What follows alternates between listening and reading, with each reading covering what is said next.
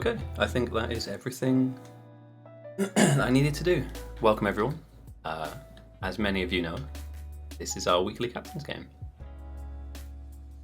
And it's going to be a busy one, I think. There have been murmurings of a French outpost. I don't even know what that is. But I'm looking forward to it, whatever it consists of. You can't build baguettes in this game, but an outpost can be occupied by some. We love our French players, don't we? We love our Frenchies, so I'm not going to take the piss too much. Yeah, luckily this week I am absolutely not able to ref. I'm shattered, boys and girls. It's been a rough week, I'm going to be honest. Let's do some shout-outs real quick. Straight to Mayor, Best Friend HC, and VA Demon, thank you for the follows. I wasn't streaming when you did, but I'm going to give you a shout-out now anyway. But yeah, I hope you guys are going well. We will firstly need to find a map, and then we'll need to find the captains that will steer the ship, so to speak. And yeah, we just need, in the opening kind of map, we just need a lot of resources in Maine, with the potential for kind of these wider outreaching areas, to give us the opportunity to build our outposts. I can explain what all of that stuff is down the line, but initially what we need to do is pick 2 teams which are quite balanced. There are lots of very strong players here, and you certainly don't want to be missing out on the opportunity to pick somebody like... Why are we running so slow? Yeah, you guys seeing this? My Neo in the Matrix.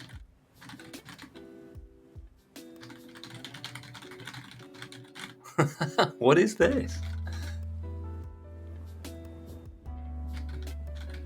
Does it go quicker if I go up like this?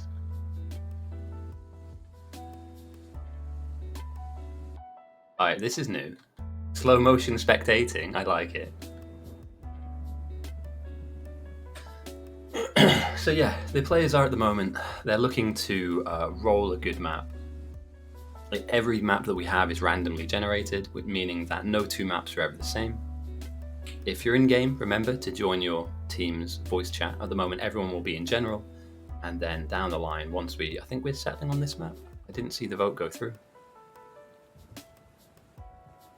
But yeah, so we've already heard complaints that there are far too many trees, that these water bodies here slightly suffocating to main base. I agree to a point, but let's be honest. 1 million coal in Maine, 600k stone, 1,000,001, 1,000,007. Like, come on, these are really good patches. You could build a good base off the back of this. Just angling it and kind of finding it. Dradian versus Prox. Oh, yeah. What was I doing last week? I wasn't able to stream. I don't talk too much about my girlfriend's side of life and stuff, but her mum's very ill, and we've been going backwards and forwards to the hospital with her to get tests and scans and blood tests, and yeah. This initial fundraiser that I am going to release when we have our next 1v1 tournament, the next one will be for breast cancer. 100%. It's just devastating. I don't want to start the stream off on a sour note at all, but yeah, I'm so tired, man. I'm literally been taxi driver all week, like 2 weeks now, actually 14 days worth of it. I've not really been able to do much work, but it's worth it. It's for the right reasons. Yes, difficulty first. But yeah, welcome everybody. It looks like this will be our map. I agree that we should be picking difficulty first. Otherwise, you might be picking certain players that play long into the game, and then all of a sudden we're on to like easy mode, and their plans get ruined. So, yeah, we're looking forward to a little bit of. Sorry, Bulk. Well, I want to see the Prox versus Dradian. All right, Dradian's team's up north. Prox's team's down south. This is going to be an absolute circus. Although Dradian has captained before, I think. I don't know. I'm not too sure. I'm looking for a fun game today.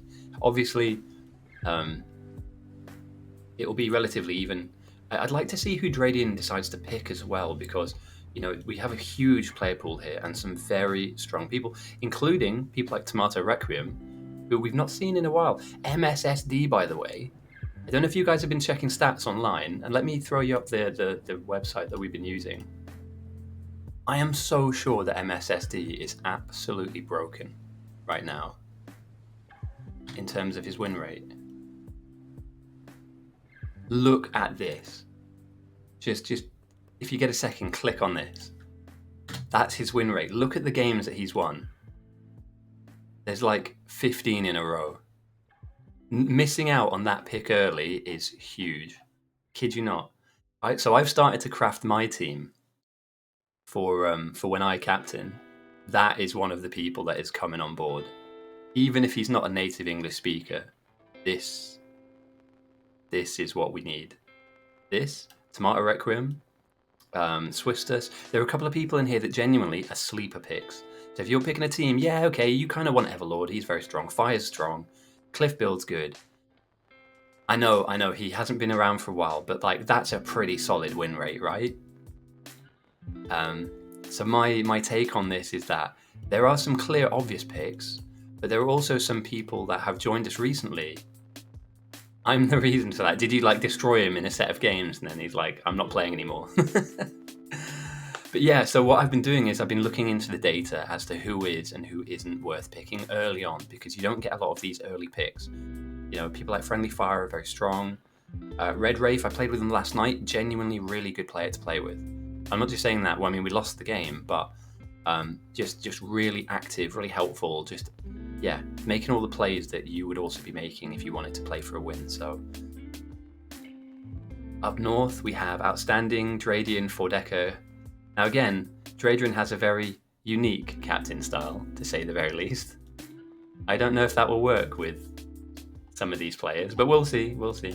And on south, we have Prox, Amelek, Friendly Fire, Carl, Eagle, Dot's Claw. And again, here we have some outposters already, so we're going to need some main base builders. Coalworks. This is another one that I've been looking up as well. I've been checking out some of these newer players that have joined us, and Coalworks is one that has gone on a string of losses, but there was a string of wins. I started digging into them, and there was like, he was a really solid player up until recently. But maybe Coalworks is a really solid main base player. Outpost. I mean, spam. Depends on what team you get picked on, really, dude. So yeah, I guess it depends on kind of, if you're on Dradian's team, he's probably going to shout at you. So, maybe just go off into the distance and have some fun. But if you get picked on South, you could always help Carl's team. Ah, got you. Yeah, I do know people do this. People join us just after Phase 1 and Phase 2, and then that gives them a better idea. Solo Outpost. I mean, if you want it to be super try-hard, obviously lasers and walls is obviously like a really strong play. If you wanted to take the piss, you could go for like a military spam outpost, because I think that I'm not going to vote on difficulty because I'm not playing. I'd probably go POC for this game, but ITYTD is good too. But yeah, military spam at the moment. Although the numbers have changed. I think Cliffbuild was talking about, I don't know if we're... Let me check the admin real quick.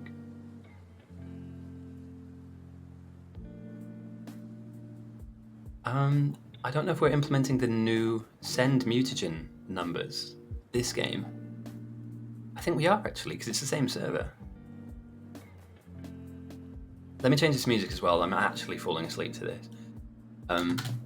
Yeah, so things have been worked on in the background. There's going to be a meta shift, and I think that Milspam's the one. So maybe just set yourself up on a mix patch, and then just get going, get crack-a-lacking. I hate adverts so much. Right, let's get some rock on. Let's get some electric guitar on to begin with. We'll obviously mess around. Oh yeah, we can check the mutagen. Feed values. So these have changed. I'm almost certain. And it's more about balancing the end game stuff rather than the early game spam. but I believe that we've made some tweaks to this early setup. And I think that there was a discussion going on one of the channels whether it was like worth building like military or chemical spam. And I think just from pure efficiency alone, it's got to be military, right?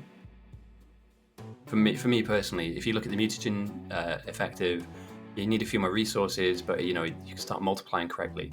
And instead of sending a few hundred, save. When we send white science, we save 5 to 10,000.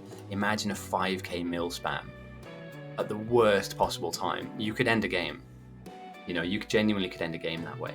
Now that's just me theorizing. I'm actually playing a lot more, and I want to stream a bit more as well because I want to kind of take on a couple of different roles. I want to be like a main builder one game. I want to be a support player another, have an outpost, build spam, and all of those videos I can cut up and put onto YouTube as like demonstrations of, right, this is the idea, this is what we're looking for, and this is how it kind of played itself out. Now, whose team would you want to be on here? Difficult to really answer. Dradian, Joshua, Outstanding, Coleworks, Neuro, just Bob, Fodeckers, Soldier. I'm almost certain that's a Smurf. Cognitive and Califer Bob, with full-time Nub joining now. On North, meanwhile on South, Cliff Build, Carl, Max. Hey, Tech Freeze, nice to have you with us, mate. Prox, Developer, Eagle, Amelec. I mean, I'd probably, and it's like a 5% difference, I'd go South. If I had to pick onto a team, it was my choice. South seems to be, I just like their outposting possibilities. But then again, like Outstanding and Soldier, like these guys are no slouches when it comes to outposting as well. So we're in for a good game. Dradian is Captain North. And what we tend to find is that mid to late game energy levels, how do I put this diplomatically? Motivating his team sometimes is a struggle. Keeping the numbers high in your team means that you're communicating correctly and positively with them. So yeah, panicking Skywalker and then kicking off at your team will leave people to leave. So yeah, we're going to see two very different motivational setups here, I believe, from Prox on the south and Dradian up north as the captains for this game. We've also implemented this. I mean, have you guys seen this? We don't move very quick on Spectator Island anymore. And I kind of like it. Stops people from like spamming around, Eagles calling their teams. I don't know. Red Rave goes north. I don't know, they've just stopped us from being able to like... Do you remember when you could like run around and like race each other? Well, you still can, I guess, but at this speed? Turtle speed? Snail speed? Although actually, this is a French captain's game, so maybe they've slowed us down to snail pace. Escargot. I know, it's good fun, isn't it? I think, although this is the first time I've been in like this, so maybe they've just put it in for captain's game.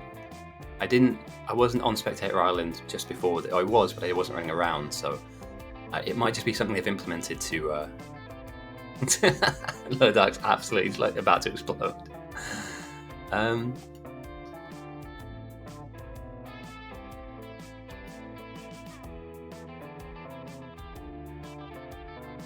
Base Dog's a good player, man. Luckily today, not refereeing. I will put up a predictor as well. I want to kind of get the predictions in relatively early. So what I'll do is, we'll let the game run.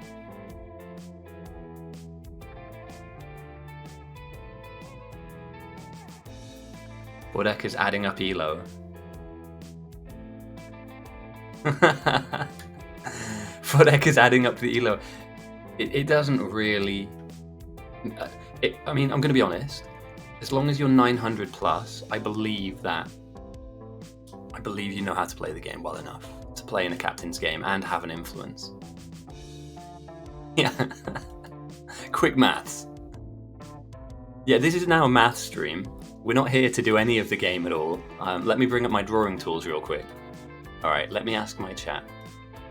1 add 1 equals... Right? 3? It's an educational stream. Okay, so the initial teams have been picked. There'll be a second phase. 11, correct. Drunk Monkey. Banned. Yeah, I mean, that people that do the nerdy... people are mining the background. But the key core components of your team should remain the same. So, you know, the stronger players like your Neuros, your Fordeckers, Soldier, who obviously captains all the time, Cognitive Fun, outstanding. Like, these guys know what to do. They know what they need to do to win this game. And similarly to the South as well. So although they've got a couple of extra people that'll join in down the line, most notably the kind of spine of each team will progress. And they will have relatively similar elo. I don't think they're going to see a huge change in that. We still have people to be picked.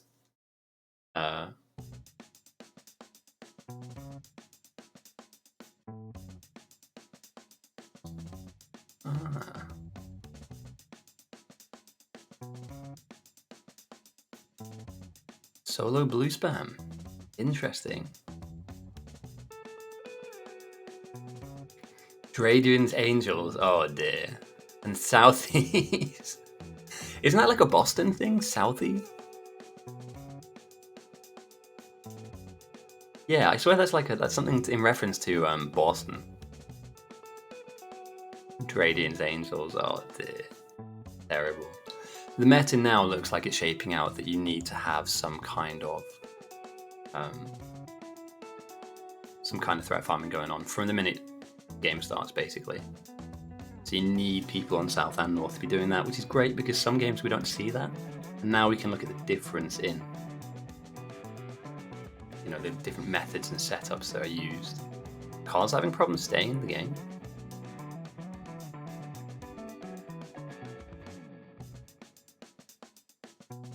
Hang on a minute. Let me just check. BAD.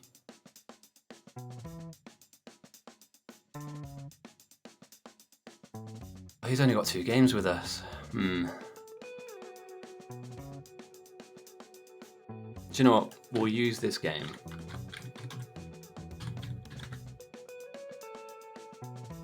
Okay, he's already trusted. Perfect. I thought maybe they were asking for something a little bit more involved there. But yeah, as you guys all, you know, the beginning of these games are slow because strategies are being formulated as we speak.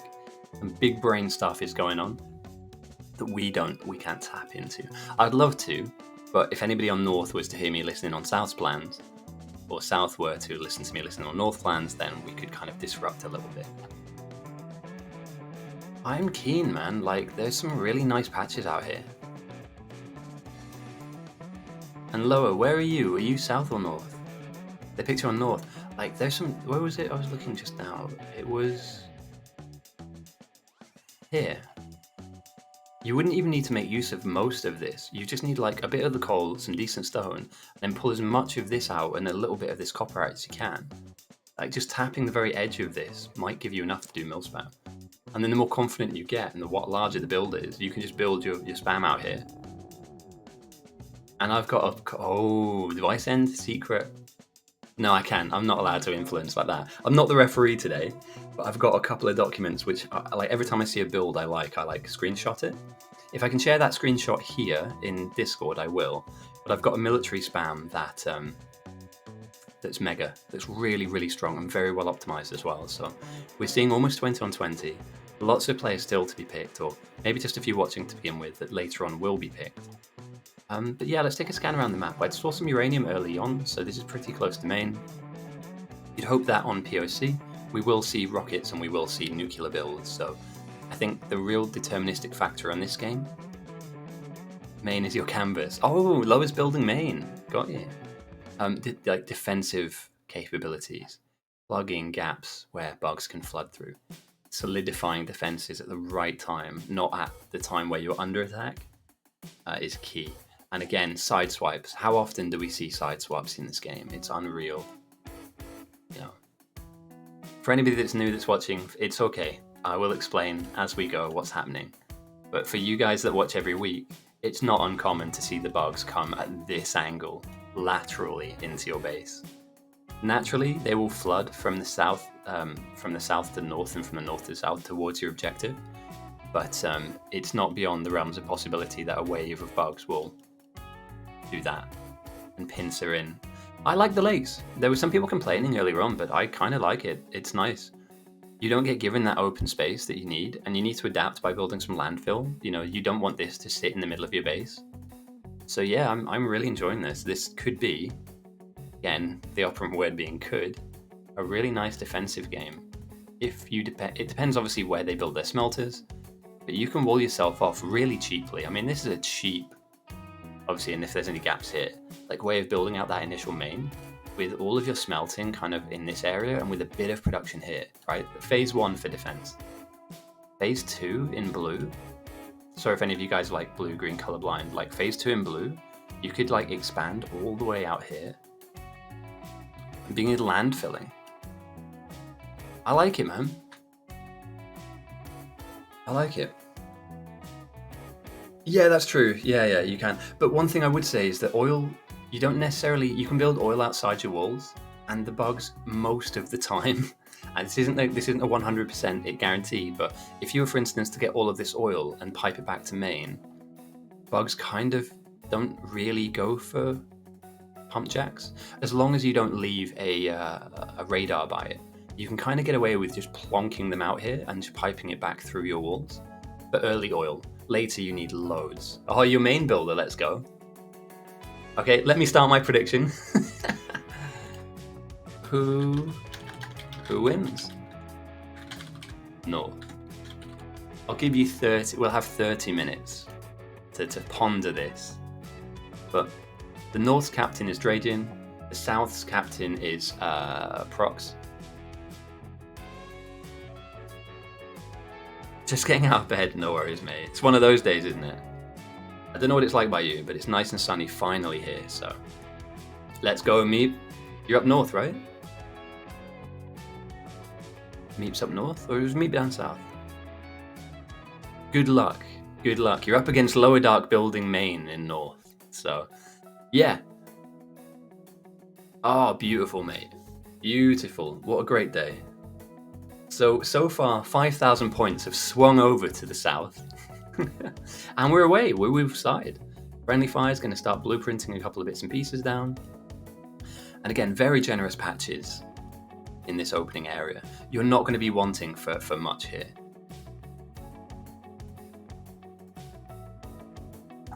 Ooh, beginner captain struggles. 21 on north, 22 on south. So far, the only person that's bet is on the south. So you could end up with a lot of points here. And again, for anybody who is joining us who is brand new, the objective of this game is to protect a central object in your base, and that is a rocket silo that at the beginning of the game, both teams are given. So on the north, your rocket silo is right in the middle of this coal patch, and in south, again, reflected through the river, your rocket silo is here. Over the course of the game, and let me just get my high-level MS Paint tools out. Over the course of the game, bugs on the map, the enemies on the map, will flood in and like almost seek and destroy the things that you build, but they're aiming for this. If they delete this, if they kill this rocket silo off first, then you lose, the enemy win. The way that you protect this silo is you build up lots and lots of walls and maybe some gun turrets. I mean, they shoot bullets, right? Bullets are good for killing bugs. You research deeper into the technology tree. Obviously, there's loads of stuff to research into. I'll quickly dive into an opposite team and see what they're doing. Obviously, the tech tree is vast. There's lots of stuff to kind of research. And in doing that, you afford your team certain advantages like research speed, meaning it takes a shorter amount of time to research the technology you want. Maybe you want to jump towards solar energy, or oil processing is really big. Stack inserters, blue, you name it, it's all on the cards here. There's no one meta way of playing this, and so different maps require different builds. Different builds require different kind of outcomes and things like smelting arrays. As you can see here, the south is saying, look, this is where we want our smelting to be, and the north have said, no, this is where our smelting will be. So yeah, so far so good. We also got some people running away from main. They're scared of main. They don't like playing out there. And these guys are called outposters. We'll go through that in good time, in due course. But just as I've been streaming 30 minutes, I want to see if I've got some lozenges, some throat sweets in my in my bathroom, so I'll be back in a sec. I feel like my voice is going to go at some point during this cast, so let me just zoom in on the artistry that is Lower Dark building main, and I'll be back in 30 seconds. I just have that feeling that today is going to be the day where it just breaks and I'll sound like a teenager. You know, you want fries with that? So yeah, back in a sec.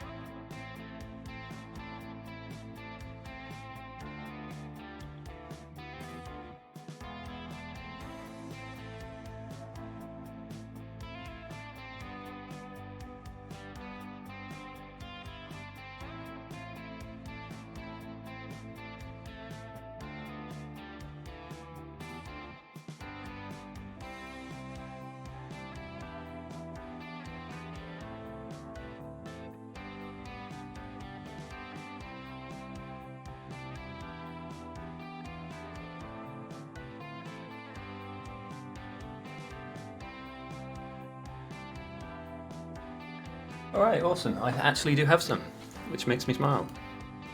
So yeah, these are the bugs. At the moment, they are small and easy to kill. Or don't, you know, just run past them. It's not a big deal. Later on, there will be lots of them. As we see, the North's captain is about to die. What is going on? Shoot the bug. There we go, nice. There'll be packs of them, waves of them that you'll have to fight off. So this kind of turns into kind of a tower... would you call it a tower defense game? Also, I was just thinking, I'm not referee today. I will try and be as impartial as possible, but I may ask if I can have some mid-game interviews. I don't know if you guys would be down for that, but I might see if like Lower Dark fancies it in the middle of the game. We just throw a microphone his way and see how he feels, how things are going, and what he could be improving on, and what's good on his team, and no strategy talk, but just like, how is it? Maybe we'll talk to the captains. Maybe we do that. Like a mid-game interview. 3 people so far thinking the South have got it. And with a team like that, you're not far off. I mean, they've got some threat farming already. Prox is a good, very strong main player as well, so this main should fly out of the blocks. Killer is coming in, so we've got Meep, Killer, Heights Gamer all going in for threat farming early on. Yeah, do you know what? I back this.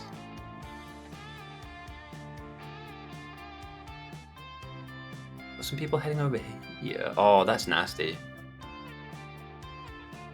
That's kind of perfect. And the oil. Oh, the North haven't spotted this.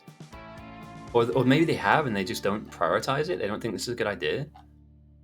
There are 500,000, 600, almost 700k. Got huge uranium ore here. 3 mil, 1 mil, 2 mil, 1 mil. 3,500% oil. 1 mil, 600k. The only thing that's kind of missing is like more coal. But this is ridiculous. So already we see a slight change in ideas. North's outposters are going west. And there are a lot of them, by the way. The Soldier, Cognitive Fund, for Decker Outstanding. These guys don't fuck about. We will see rockets. Not right now, obviously. We're at the beginning of the game, but later we will see rockets come out from there. Meanwhile, on the south, Eagle, Carl, and Fire. A strong trio, a thruple, but they'll need some backup. They need some more people heading over here. You can't pull up an entire outpost as a 3-person group, right? There's no way. Unless... Oh, do we have 2 rockets? No. Does it mean that these guys are going for a rocket as well? Ah, okay, Pipes is going to join them. Yeah, okay, seen. Alright, 4 people is just about as many as you need on Piece of Cake. to build up a rocket outpost. Any less than that, your kind of division of labor is going to be far too intense. But pipes is stealing power, of which at the moment there won't be a ton of. So yeah, as a new player, if you don't want to get involved in the planning of your base, they need so much landfill. One thing I would advocate for is sticking down the smelters that are given to you as you join the game. Sorry, the burner miners and the furnaces, and feeding them with coal. That's picking up coal from these kind of coal snakes that feed coal into each other, creating this endless loop of coal, and dropping it off into these burner miners and also the stone furnaces. And what that does is, over time, these kind of plates are built on the iron patch and also on the copper patch as well, and you'll see a little bit of stone production early on too. With that, you'll be able to start handcrafting the belts that you need, the inserters that you need, and the stone furnaces that you need, as well as the power that you need to kind of fund and fuel all of this. So as a new player, what I would recommend is getting all of this stuff down, fill in the blueprints when you see them, and just pick a role. Best thing you want to do is stick to one particular thing. So as you can see, Tio Mark's here. He is going to be building all of these steam engines required here, all of the boilers, and then down the line we'll be finding the coal by putting down electric miners and feeding that into this power block here. And down the line you're going to need a lot of power blocks. It's almost like they've mimicked each other's bases in kind of a, what do you call this, asymmetry, right? Smelting here, power here. I mean, we'll see. I know, it's rough, isn't it, mate? It feels like to get how long? Oh, hang on, sorry. I know you guys aren't here for this, but I'm just gonna stop watch this to see how long it gets from one side of the the base to the other. Right, let's pull up my clock. All right. Sorry, guys. I know you're not here for this, right? 3, 2. Let's start at the very back. 3, 2, 1, go. So we're 3 seconds in. I've made it a quarter of the way. So from end to end, this is going to take more than 25 seconds. High quality content, of course. We're in 15 seconds in, we're halfway now. So what, this is like a 25-second journey? Dude, we should race this. Maybe if we get bored in the middle of the game, we like challenge people to races. 28 seconds to get across the spectator island. That's rough. If there's a way I can increase the speed, I will. But for now, we'll zoom back out again. So you've got to make a bit of fun at the beginning of the game, purely just because the guys are getting stuff up and running. Now, there isn't a large amount to commentate on other than the different build designs and philosophies. The standard build is the standard build. You need belts automated, you need inserters automated, and at the moment we can see here North have some resources going into some of their smelters, and that's providing them some of their plates that they need. Later on, they need to max this out in order to get the most efficient outcome, and the South are slightly behind the 8 ball here. They have some resource going into a smelter, but this smelting block is enormous. And obviously this is all well calculated, so this isn't down willy-nilly, which is a very English saying actually. And the more I say it, the less I want to say it, because it just sounds odd, doesn't it? That sounds off, willy-nilly. Yeah, enough of that silliness.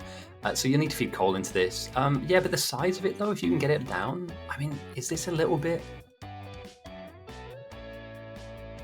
enforced laziness? They're going to need land filled very early on to finish the end of some of these smelting blocks. Again, what you probably want to turn on at the very beginning is iron, copper. And if you can, and I always say that you should, stone. Try and get some walls built very early on. You never know, there could be somebody in the game that's just looking to spam. It could be Neuro this game. But one thing that warms my heart a little bit is that we're seeing these mix patches being embraced. There was a time where they were avoided like the plague because they were really imbalanced, and it's nice to see that they've been kind of, our first death, press F to pay respects. Yeah, it's it's a hard life out here, threat farming. I mean, it's not hard, you just, shoot your bullets, but if you get it wrong, you can, pay the price for it, the ultimate price, which is death. But there's glory in death, isn't there? Like the Vikings, like dying for Valhalla. So yeah. Although it looks like Killer's going to be setting up some level of automation here. So, you know, they'll have some grenade automation. They will have some, yeah. They'll be able to get this up and running in no time, I believe. And as I say that, I might preempt. I put that box.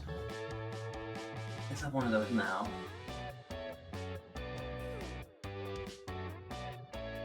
Well, I fucking swear I have. Am I insane? Am I going insane? Staying in the membrane? Oh, there they are.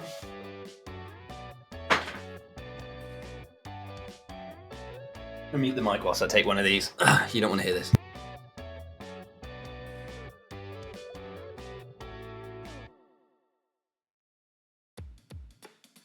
Awesome. I'm future-proofing my voice for the next 3.5 hours. Oh, that tastes awful. Oh, aniseed. Oh, we got some big voters up north, though. 2 people with 10,000 pot noodles. We got some big north backers, boys. And do you know, I don't blame them. This outpost will take off like a rocket. No pun intended, but it looks to me like a rocket base. Now, we have messed around with the mutagen, so I'm expecting to see something... Oh, okay, I see. There is a lot of points on the wager here, guys. There's 15,000 pot noodles that's going to go to one side. So, Meat Luke, your points are on the line now, but also you could win big. You could win massively, in fact. And it's nice to see that these points are getting thrown around a little bit. I feel like people have been saving them up. I need to come up with some more, what they're called, the rewards. But last 2 weeks, right off for me.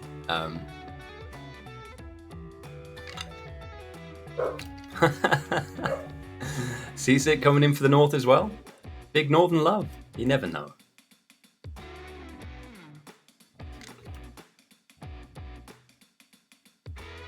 The one thing I'm hoping we don't see is ammo belts. Jesus. I've been clocking into lots of normal games. I'm also going to start playing a few more as well. I really miss actually just getting in the mix and playing. And not even playing to win, but just like outposting, messing about. So yeah, I might stream a few of them because they're good fun. Oh, Sticklord's coming in. I demand a refund. Yeah, tell me about it.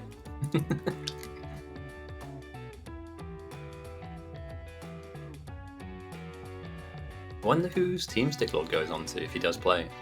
In North, right? Sticklord's kind of a cheat code. And Sticklord and Lower Dark in the same team? I don't know about that. I don't know about that, sus. Although Lower Dark, when he wants to play, is a very, very good player. Like, don't be fooled. He might sound like a simple man. He is not a simple man. But I like what the North have got going on at the moment. A couple of simple smelting lines. It's not huge.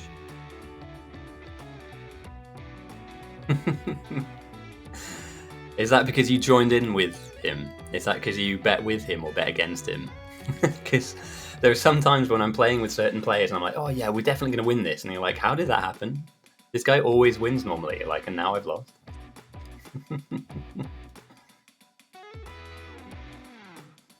Yeah, Lower Dark has. This is absolutely flown out of the blocks. Huge smelting up. We've got the initial kind of maul sat down.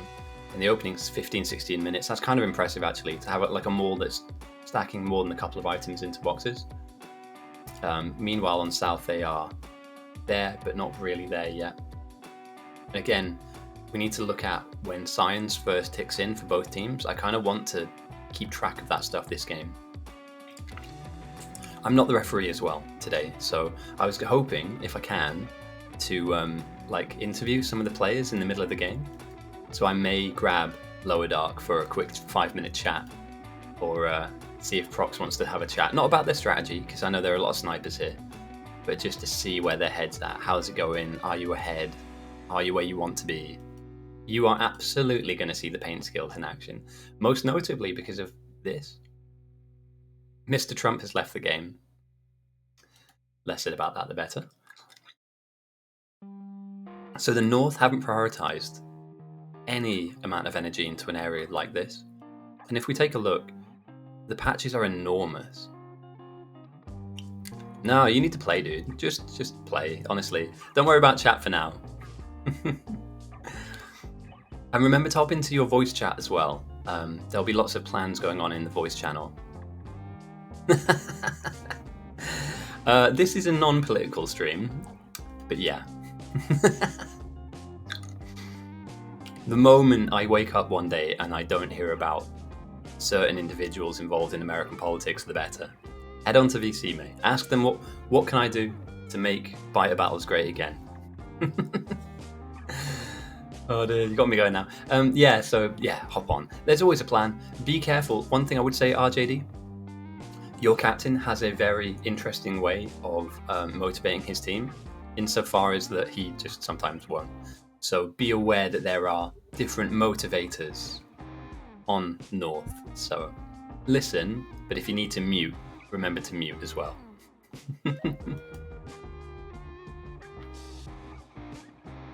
And yeah, nothing really out of the ordinary right now.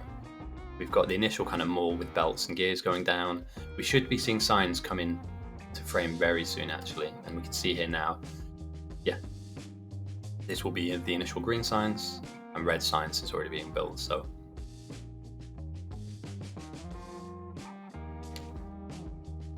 but one thing you can say is neither team, is wasting any time. This is a really strong showing from both sides, opening with the opening couple of minutes.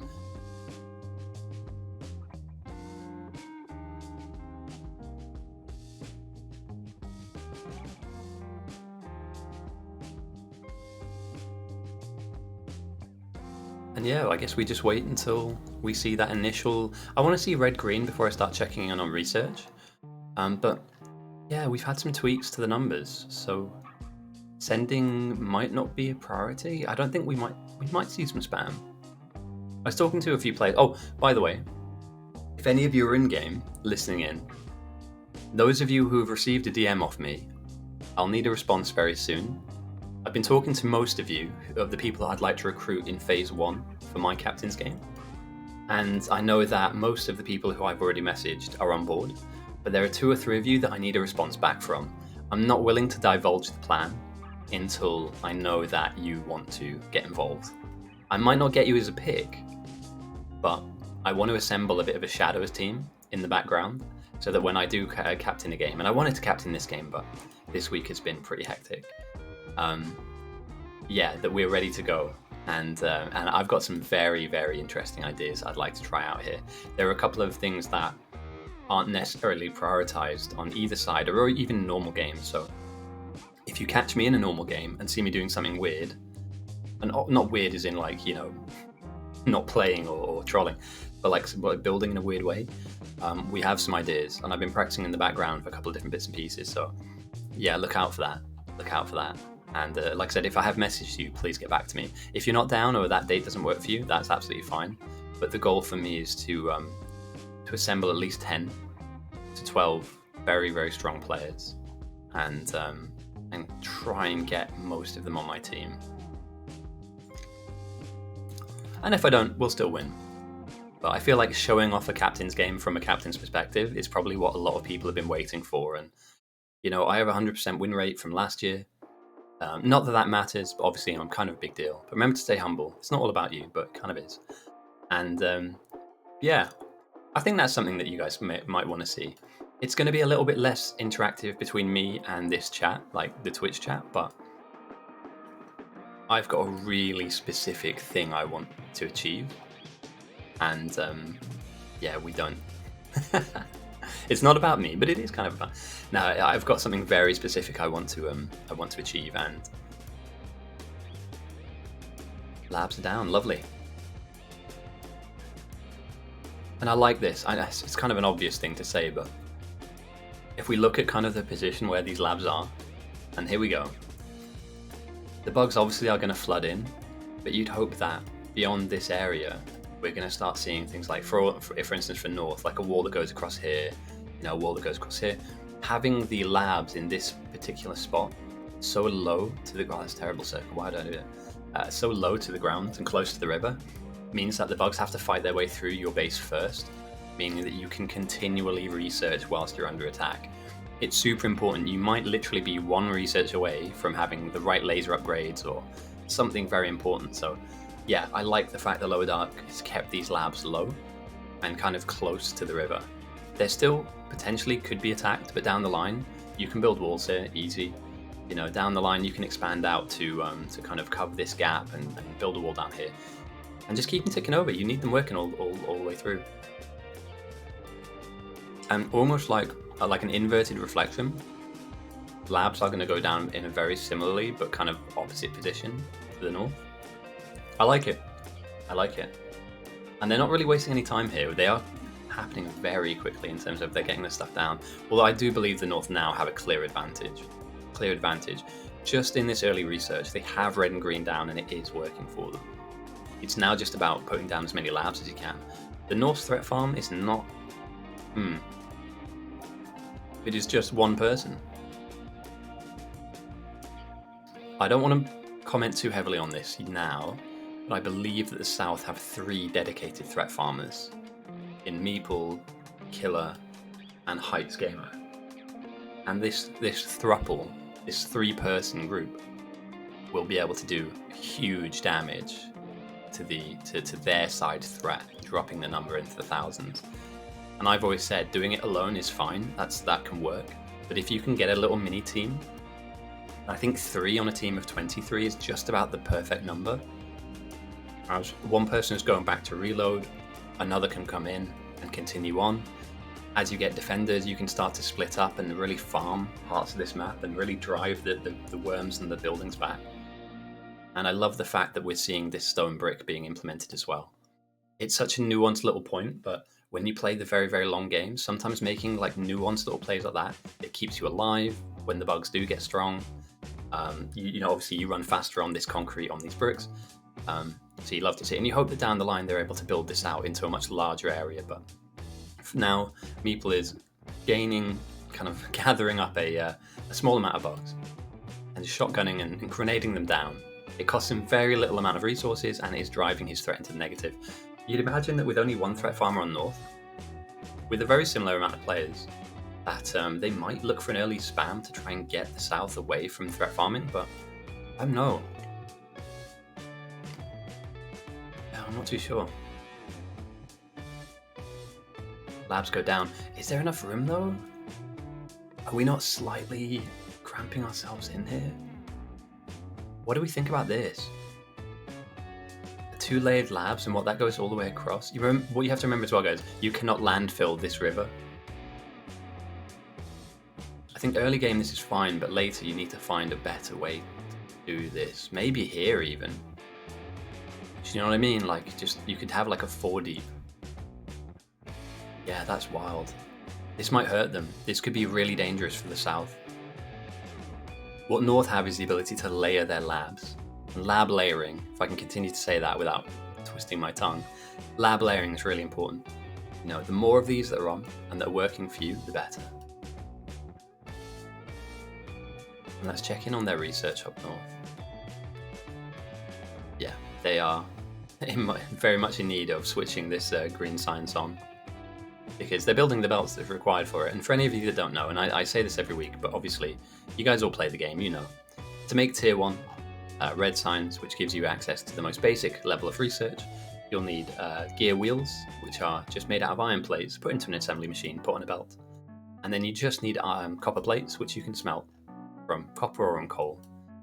With that, put into an assembly machine, they will throw out these red jugs. And similarly speaking, for green signs, slightly more advanced signs, you need slightly more advanced components to build it.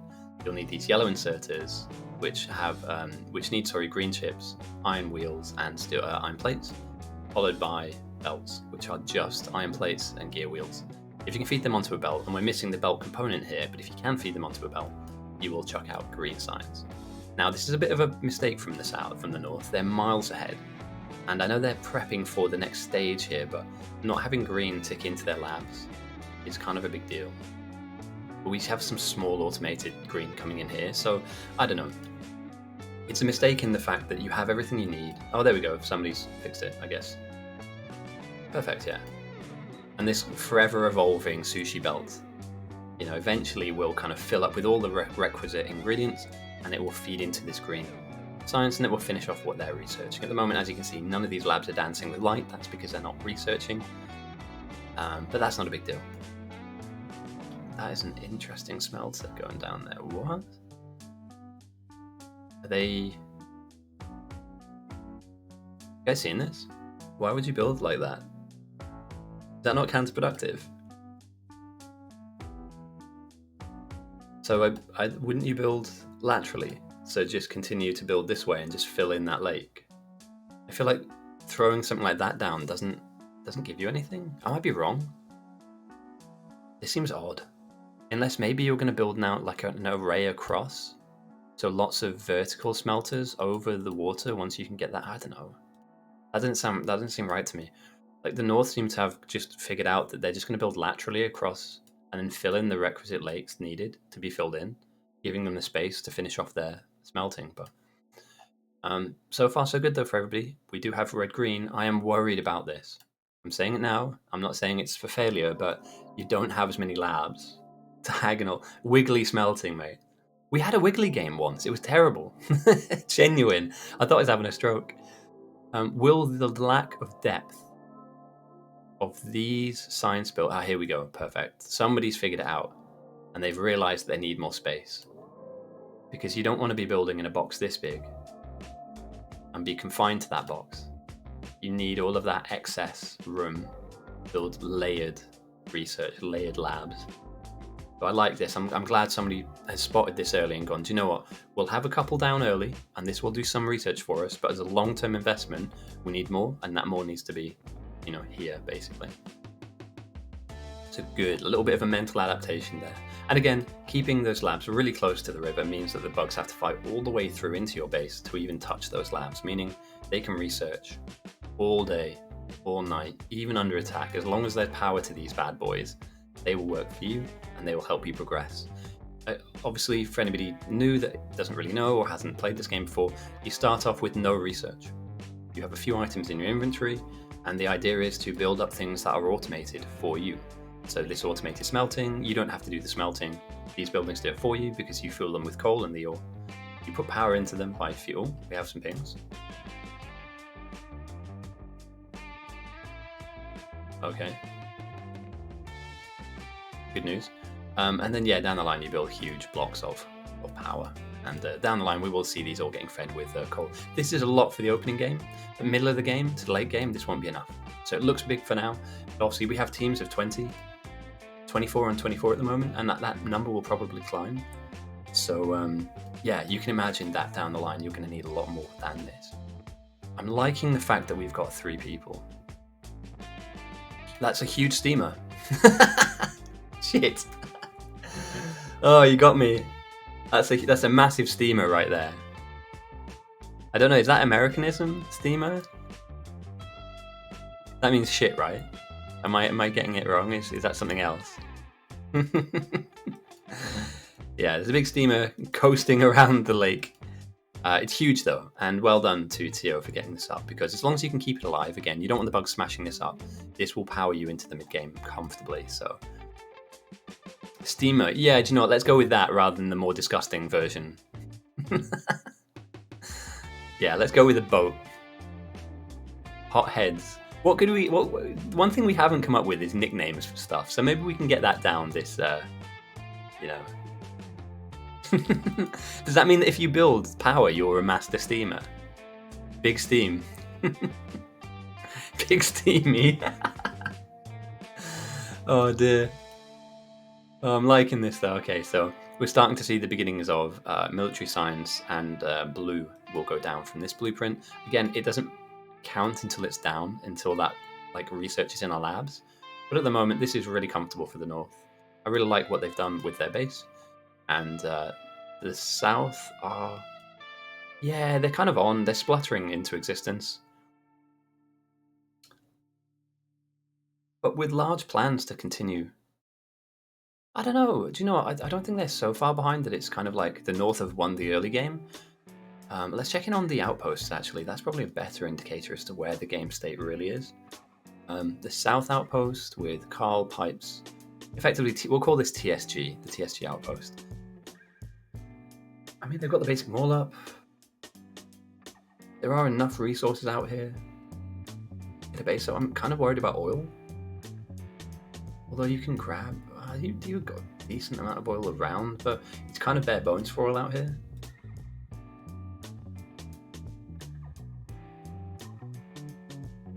Yeah, I don't know. Like, we don't really see research bases anymore. So, like, a lot of outposts used to kind of have signs built into them. It looks like no. And then we've got the eastern outpost here by Cliffbuild and Claw. Now, in the past, they've gone for, like, laser builds and stuff. But I don't know. I think that we could be looking at something like a double rocket outpost from the south. Western outpost being one, and then the eastern outpost being the other. And then you just turtle with a high threat farm, which is happening already. You just turtle south main, and you're winning. Jobs are good. And here we go. Walls are already being built. Love to see it. This is needed. This is very necessary. And the gaps between the lakes at the moment are small enough for you to not need thousands of walls. Sometimes when you have an open map, getting onto wall smelting early on is the best thing you can do for yourself. So yeah, we'll see what this transitions into. I mean, if we see a defender base, we'll be laughing really on south. You love a defender base, me. Here we go, finally, the science flows. Everything's on, everything's working. Yeah, I like this. And we're gearing up for military, so the south aren't miles behind. I'm slightly worried about this, though. You guys seeing this? I said at the very, very beginning, I might even clip up what I was saying at the very beginning of the game. The numbers, the mutagen numbers have changed. And there's been a lot of discussion about where the new meta sits. So just because we have a second or two now, I'm just going to draw and demonstrate something. So in previous metas, certain aspects of science were deemed to be necessary to kill a game off. You know, blue and above. If you got to blue very quick and you could send a few hundreds or even thousands of them, you could kill a game off. Accelerate the bugs to a point where the oppositions can't defend, or they don't have the relevant defenses and they're constantly getting smashed, they constantly lose their walls and they die. And obviously, the clear and obvious one that you want in your hand is space science, because look at the numbers. 555.6% mutagen change. The resources you need, I've asked for it, but it's necessary. And then the resource efficiency is 10 times fold. So yeah, if you can, you want to send space science. I believe now, and I don't know, I think that Mill is the new king. I genuinely do. And I think like Neuro has cottoned onto this as well. I was talking a little bit. I know. And this is all about whether it can actually come up online or not. So you are right in that respect, Ling, but I genuinely don't think that green and red spam have a place in these longer form games. I think blue science, not particularly. I mean, it's more oil based, like your fluid dynamics are kind of like limited. Purple and yellow, we saw last night, purple spam, I sent about 5,000 in an outpost and it barely scratched the sides on the opposite team. So maybe yellow and white. So if I had to kind of guess, and this is just my musings, this is purely just my thinking here, I'm just, running through some options. I would say that number one, mill spam, in this early game, first hour of the game, if you can get military spam up, good news. And then I'd say tier 3 would be yellow, and obviously tier 1 is space science, but you're talking about a longer game there. So yeah, in priority order, I'd go mill, priority number 1, followed by yellow, followed by space science. And I think Neuro is the cheeky Frenchman cottoned on to that.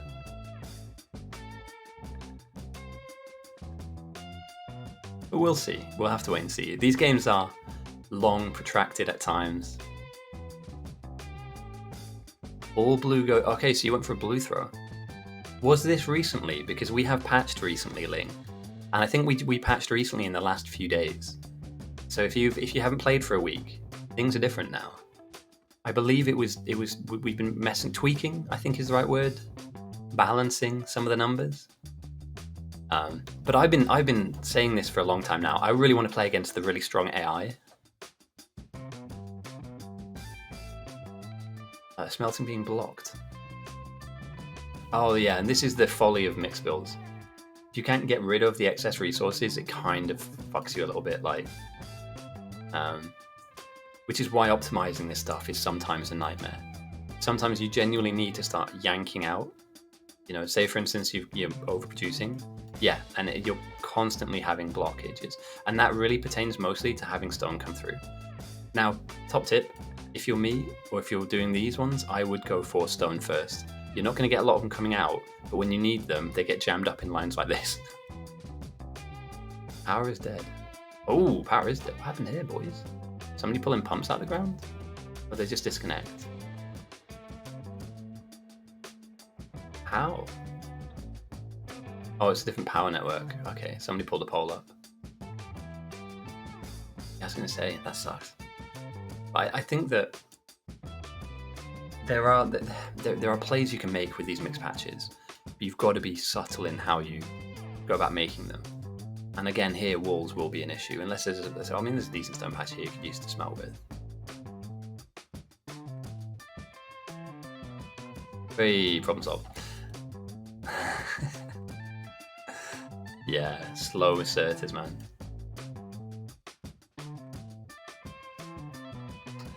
Give me a sec. I'm just going to close the curtain. It's so bright. I'm so happy though. It's warm. It's finally warm in the UK.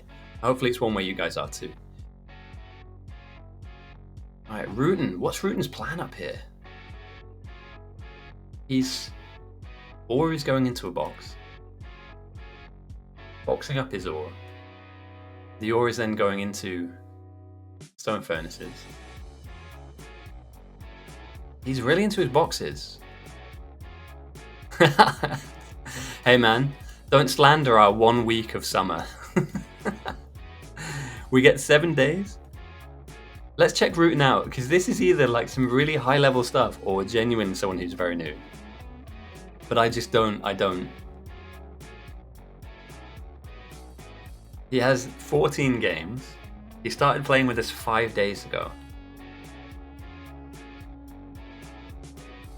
We will watch the adventures of Rutan closely.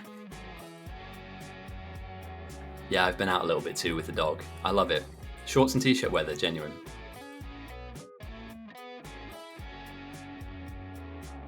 I was going to say burger bread.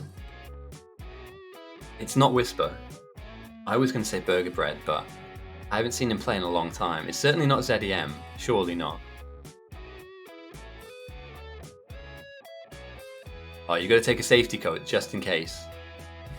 It looks good 1 minute, and then the next minute you're getting absolutely dumpstered. Mother Nature goes, "Hey, having a good day?" Absolutely not. Okay. Okay, right. Some military has got. Let's check out the research queue. Some military has dropped into the labs of South. And I don't think that's the case for North. I don't think North have managed to hit that particular marker yet. Interesting. So the South have taken a small research lead. But very similar in terms of their research queue. So they're waiting to turn on their blue and military. In fact, where is military going to go?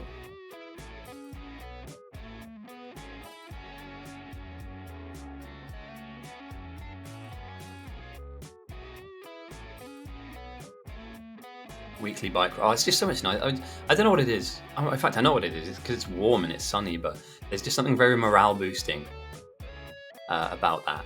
About getting up in the morning and not being freezing cold, and sitting. I've got a bit of a balcony, so I can kind of sit out there and just soak it up for 5 minutes. Genuinely morale boosting. So, hey, I really like this. They're going deep with the military science early. This is great. You need Milsci to get those flamer towers that you desperately need to use to defend yourself. Meanwhile, Meeple Luke has created a killing zone here. For any of you that don't know, and I'm sure all of you do, but you love. Well, no, I don't even know if you do love the MS Paint, but we're going to use it. What Meeple Luke has done here is he has created.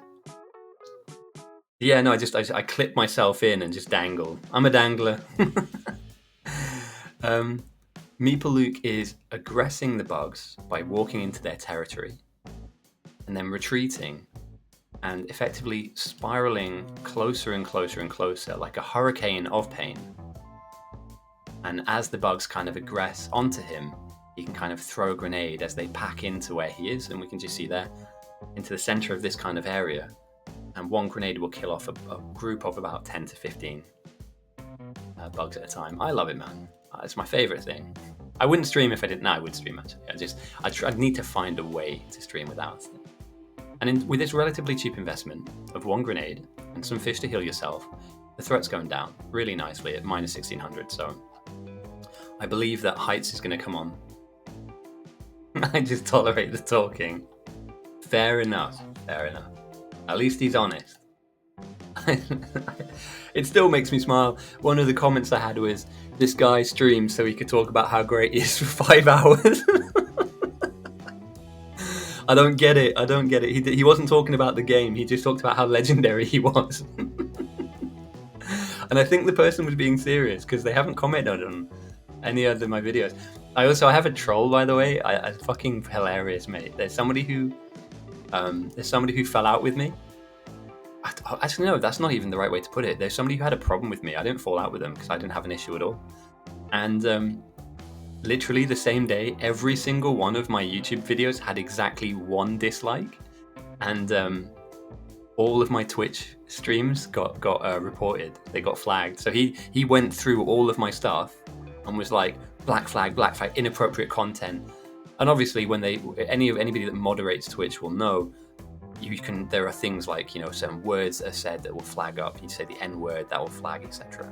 Like, that's never happened here, and it won't. So like, he's gone and reported me. I found that fucking hilarious, man. How petty can you be?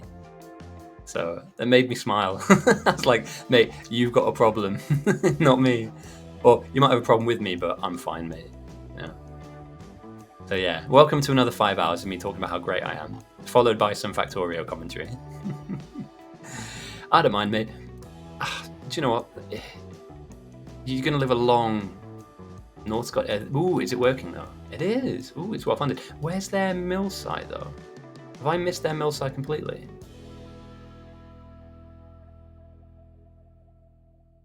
Or are they going to go for like a 3 to 4 mill site building? Yeah. I mean, I get it if you're new and you're like, okay, this guy's a bit of a dick.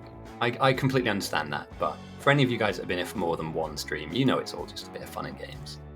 Anybody that takes himself that seriously genuinely needs to be taken down.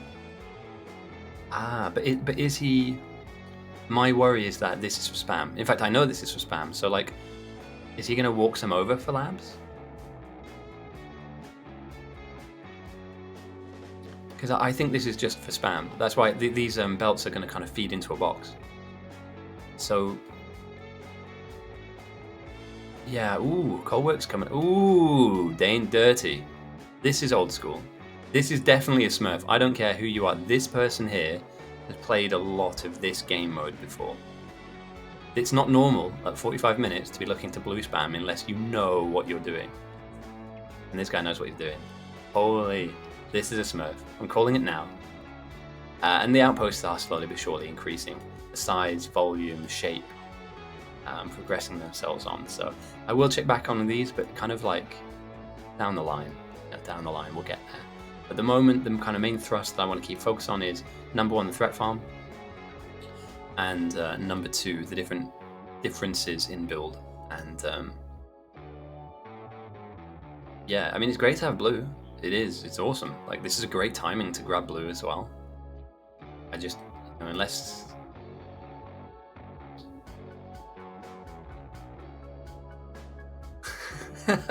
Don't worry about it, dude. I think the overwhelming kind of overriding idea is that, No, what was it? Oh, no. When somebody's friend apologizes for their behavior, they're like, look, mate, he's a bit of a tool. I'm sorry. Yeah, I had somebody message me like that a few days ago, and I was like, look, mate, I don't have a problem regulating my emotions in a video game environment. This is fun. Like, I have fun doing this. But it makes me smile that there are people out there that struggle, man. Like, how?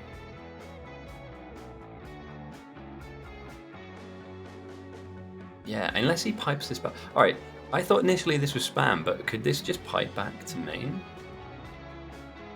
It's not like Neuro to I mean, it's like Neuro to troll a little bit. I mean, it's his server after all. If he can't troll, who can? But then again, what kind of early... Right, you've rushed to blue. What? Oh, okay, advanced oil. They're going super early robots. They're completely mitigating. Oh, no. Ooh. Have we just stumbled upon North's thrust? They're going for lasers.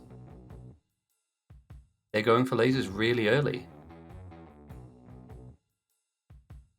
You're still going to need... You can't purely rely on that though, right? So it's fine getting advanced oil cracking, and there's enough oil near main to fuel that and like fund it, but alright, you go advanced cracking, you get bots early, you still need to research flamer towers, right? You still need to research Mill 2. I'm almost certain you can't unlock a rocket without military research at some level, right? Ooh, defenders coming out early, so the South are really going to grind that threat down. I kind of prefer... Oh, I don't know, mate. I'll talk to Lower Dark mid-game. We'll see if he wants to have an interview. We'll ask him to explain a few of his plans and machinations, but at the moment... I might be wrong in that. It has been a long, long time since I've played main base building, but I'm sure you could...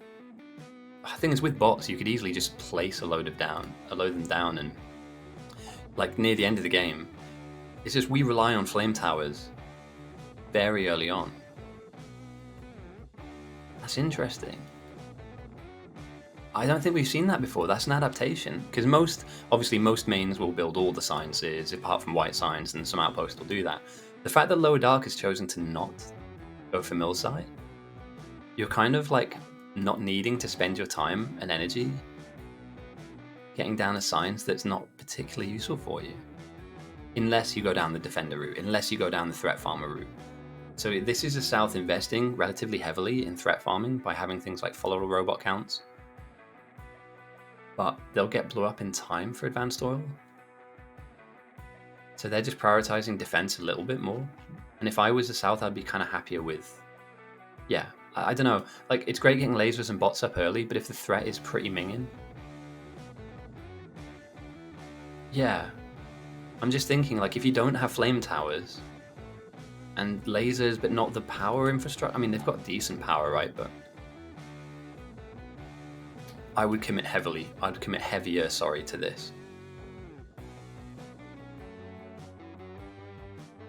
Because it's kind of driving itself into the negatives, but... Let's see what Trade Room's pinging at the moment.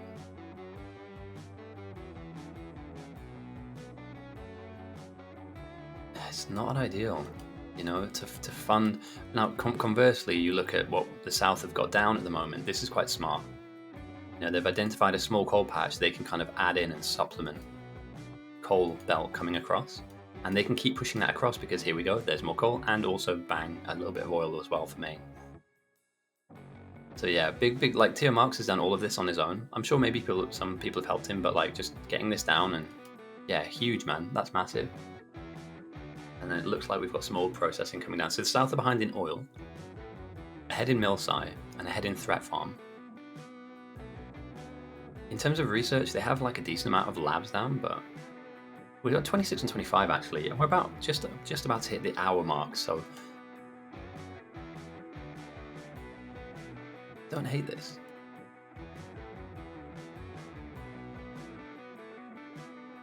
In fact, I really like the South.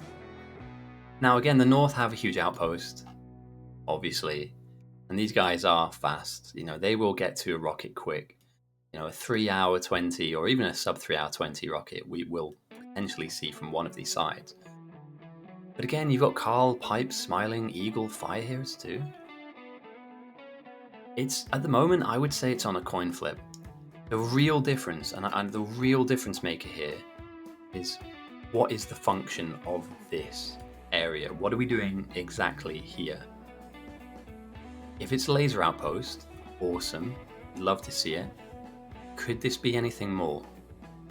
We have all the prerequisite elements here to build a rocket if we wanted to. We also have all the prerequisite elements here to spam. There are far more than enough components here to have yellow spam, purple spam. once you get your laser outpost down. What a great little compact build. Like, really, if you think about it, that's such a well-fitted build. It's almost like been Tetrised correctly on top of each other. They've got stone down so you can run around a little quicker as well. All these little quality of life things that you don't think about when you're playing the game normally. You know, over the course of a game, that could save minutes of time. And again, if you're fast, or you're into your speed running, minutes, they add up, don't they? They really do kind of pay off and add up. So yeah, batteries being made already. We're really running headfirst into robots very quickly here. Something that I'm absolutely not opposed to whatsoever.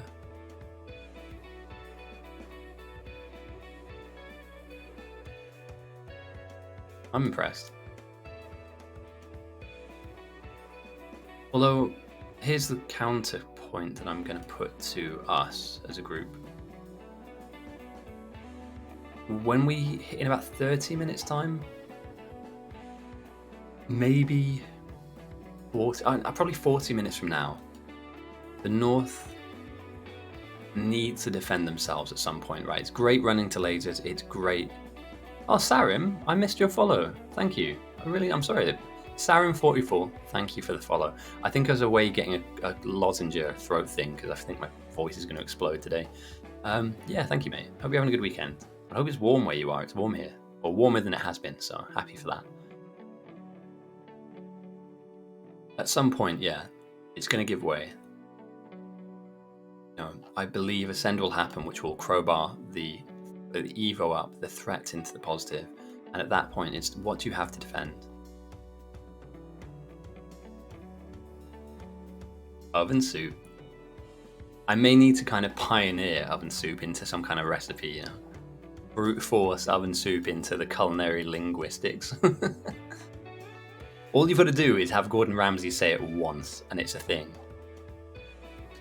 Ah, you see, that's what I'm saying. That's what I mean. Ooh, no way, they're not sending. Fake news. You are fake news. The reason I say that is that I don't think Ascend to the south does anything, other than, you know, take a lot of your resources away from you that you could be using to research with. I know that, you know, obviously Neuro's got, or planning on having this military science build, but it's not exactly turned on yet. None of these buildings are produced. You donkey! How does he get away with it? Seriously, how does he get away with it? An absolute madman. I don't... They do? I missed. Oh, they do, yeah, Coalworks. Yeah, I mean, we're probably I'd say more than 15 minutes. If you want a really substantial blue rush, you know, you want that to be 1,000. But I'm going to be honest though, mate. Defenders, they'll do the trick. Even if that throws the Evo to like 30%, I just don't, with a decent amount of defenders. And again, I think they've gone into a couple of, they've gone into level 1 on physical damage and shooting speed. We're going again into, we're going into round 1 of robot count. So they'll be able to throw out 10 defenders any given time. I don't really foresee huge problems in that respect. But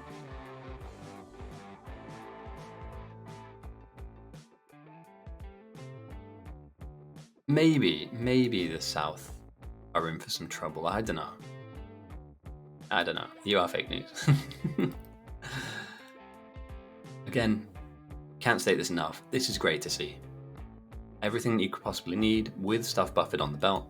So the North have got lots of positives coming in, as well as, I believe, here we go, the beginnings of a mill throw. So it's going to be a rainbow spam. This will be a mill from over here, blue from over here, and that will continue on.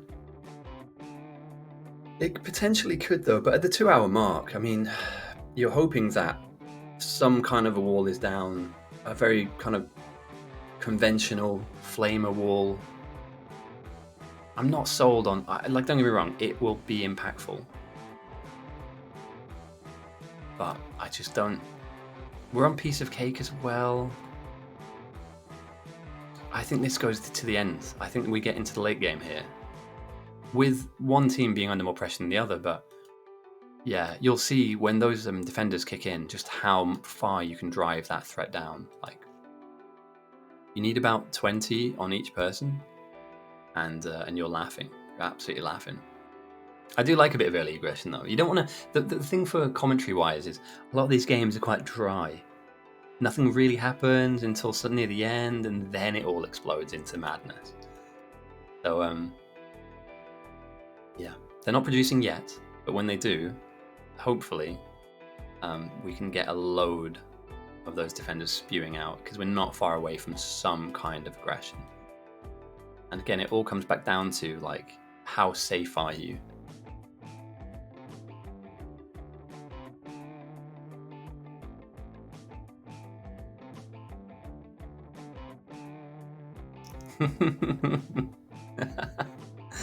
You know me only too well, CZ. I'll regale you with countless tales of humbleness, legendariness, in a manner which may shock and amuse you. Yeah, we can fill the time. We can fill gaps. I like the fact that we're seeing from Smiling NASA already some form of a mixer. The North are managing to get their threat down quite significantly as well. Minus 1k, you do love to see it. And all processing is kicking in. Build up of red ships. Neuro with the initial throw. The Euro is now at 24%. I would be obese if I ate so much humble pie. But yeah, when that initial follower robot count kicks in, we should be looking at the ability to throw out 5 or 6. Again, the bugs have evolved, so you can see now some of them have pink shells, meaning they've gone from small to medium-sized bugs. But yeah, with the defender and basic upgrades, I'm not super duper worried. Low Eagle goes down. Ooh, killing a worm, not the worst thing in the world. I mean, you can run back to that, but a slightly inefficient play on time. And now North are going for defender and flamethrower. So eventually they are, with a bit of millside kicking in. There we go. That must be hand-fed, right? Oh, that's been piped in. Okay, they made it eventually, yeah. I was wondering if they had enough. I wonder if they had enough room to squeeze this in. And they do. They don't need a lot of millside. But they recognize they need to defend themselves at some point in the game, so... Ooh, don't do it. Don't do it.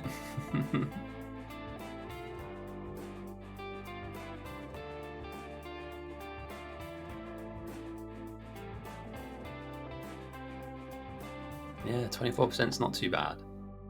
But again, they're still negative. Once Killer, Heights, and Meeple all begin to threat farm at the same time, yeah, you can still drive. I mean, there was a game I was playing a couple of days ago where we threat farmed at like 80%. So it's still doable, but when it goes positive, you've got to be able to be making people aware. The one thing you have to remember is that these builder nerds, these nerds here that build things, they're blissfully unaware of what frightening, nightmarish things are coming their way, and so it's important to tell your team when positive threat kicks in and when they need nades. And I'd be saying right now to my team, everybody grab some nades. You're going to need 5 to 20 of them, because when, you know, eventually the threat does go positive, waves will flood in down the map. And if you don't have the requisite defenses, and again, at 24%, they're not that strong, but they're strong enough to be annoying. So yeah, the waves are going to start flooding in. And that's where you have to start wondering about what you're willing to protect and what you're willing to sacrifice.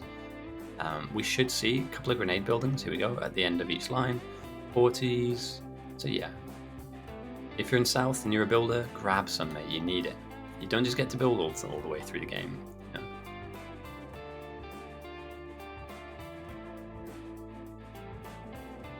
know? The big red arrow invasion.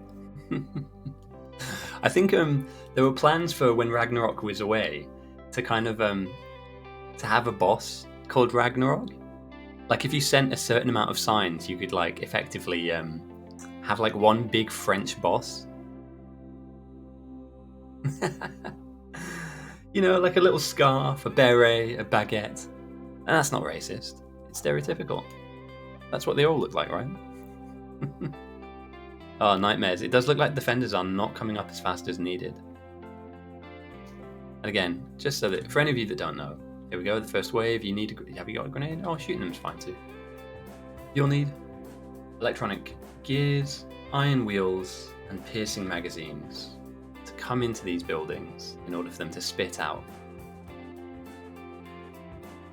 defenders. Now, I'm not going to say anything, but you guys are fully aware now. Oh, okay, yeah, we need to reverse a couple of these inserters, otherwise they're going to stay in the buildings and not be able to help you defend. But yeah, Meeple's got his work cut out for him. If it was 44, 54%, I'd be slightly worried. Stuck on this, yeah. And the thing is, the time spent messing around here, is not good time. It's not time well spent, you know. Potentially, you know, squeeze. I mean, okay, right. Let's just debug this for a second. You could take this block here of red ammo and literally just move it just a few squares across. It'd take you about a minute or two to do with the help of somebody else. And that way you could feed those gears down here rather than hand feed them. Or undergrounds, yeah. And then double red inserters. But again, not all of these players are. Or you could stick them in individual blocks. This kind of works too, but hand feeding is not ideal. You want to be threat farming with your team. Otherwise, small waves like this, and down the line later in the game, much larger waves like this will flood into the map. And again, if Tomato doesn't have a single grenade on him, that will be a struggle for him to deal with. It'll be difficult.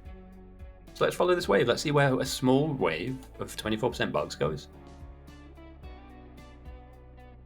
And again, these builder nerds, and you don't want to be losing, you know, chests full of stuff. But there we go. Tomato is a good player. He knows what's up. You know, shoot what's left, grenade the most. But there are some players that won't, and they are the ones you have to worry about. Now, Space Dog's kind of missed that wave. He's sacrificing. I mean, somebody spotted this? Somebody swinging into position? Okay, so this will be caught, I hope. Yeah, easy, okay. And again, at the moment, they're kind of weak, so the bugs aren't a big problem yet, but later on they will be a big problem.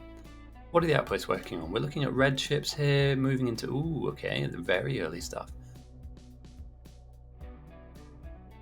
Okay, you love to see it.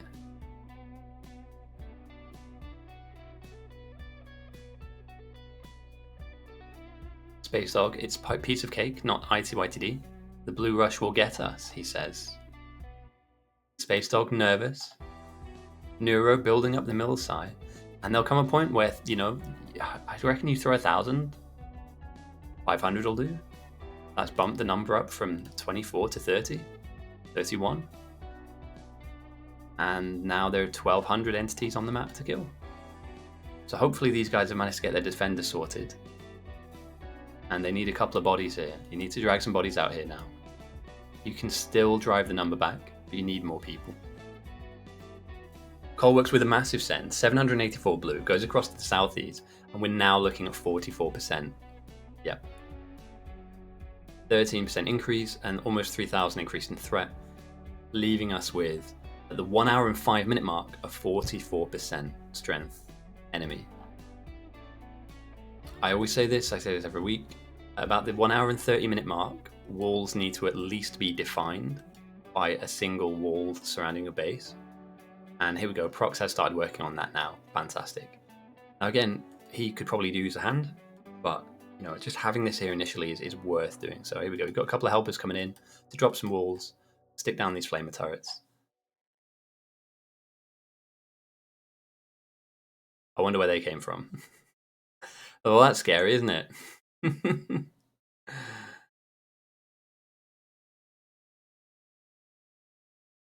Terrifying. Terrifying, boys. Here we go. Look at that. Sideswipes are real, boys. Like, Tio, man, get some nades. Get some nades. These are still relatively weak, but don't lose power to this. Don't lose a power block to this. Run at them, engage them, get their view, get their gaze. This is no joke. If this slams into a small base like this, then fine. but a large power block going down is massive. So you need to defend what's here. You're a static defender now. Don't know if this is the right music for the occasion, but just stick this on for now.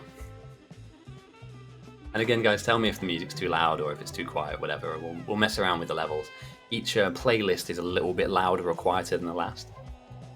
Again, only bullets here, so like a lot of this infrastructure is going to go down. There we go. You may as well nade it. You know, some of it will survive, whereas if you're just left to shooting, they'll eat everything. Are we looking at an early GG here? This is substantial. This is enough to kill the silo off, if unchallenged. If left unchallenged. The old steamer chewers. That's a decent sized wave. Thing is, you can't kill the silo off as an individual player. So you can't nade the silo to death.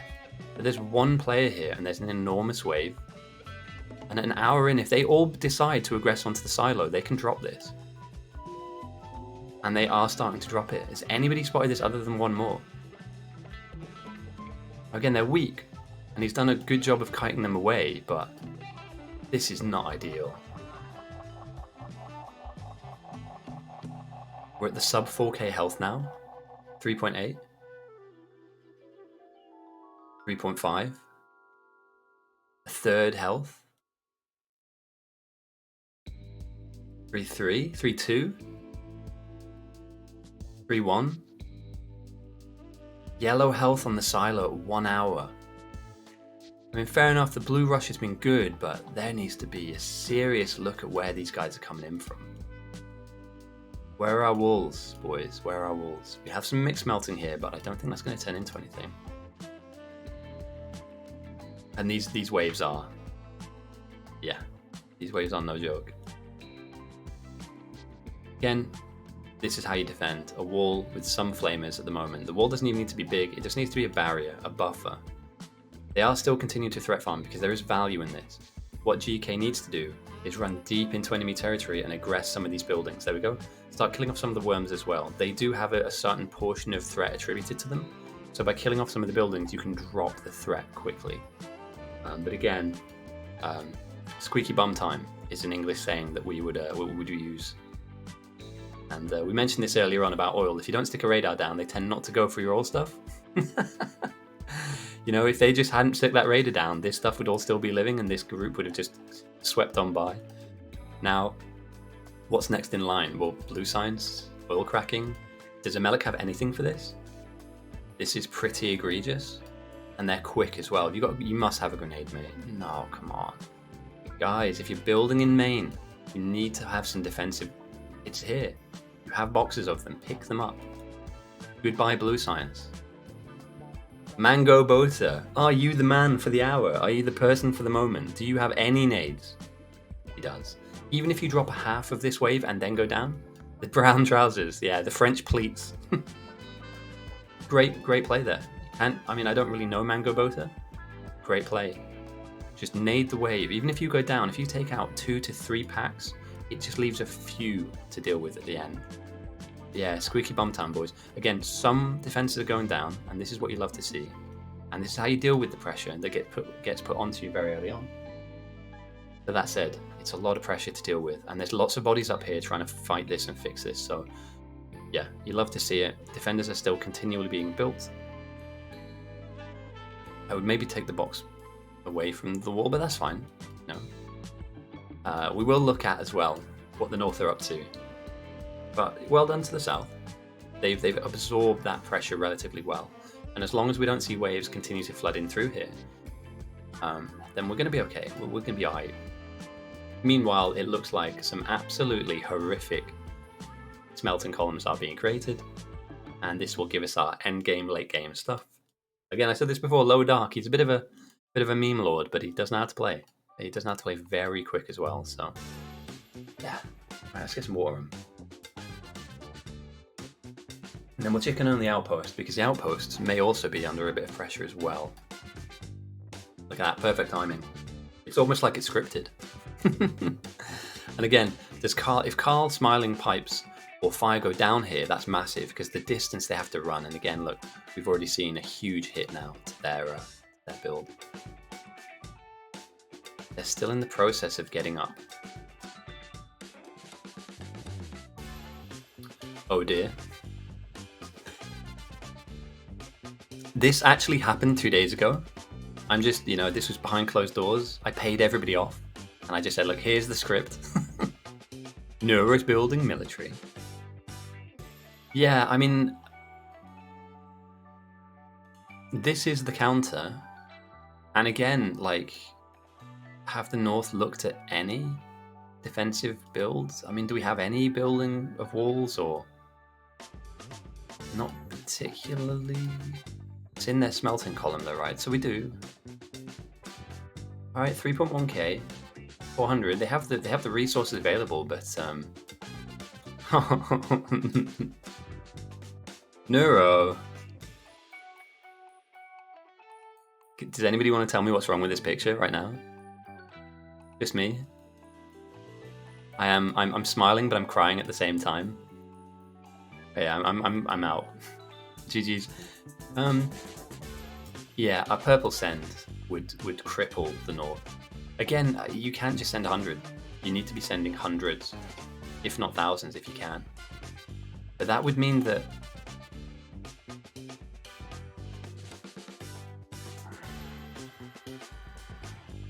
I mean, they've got contaminated belt here. This doesn't make. Is this?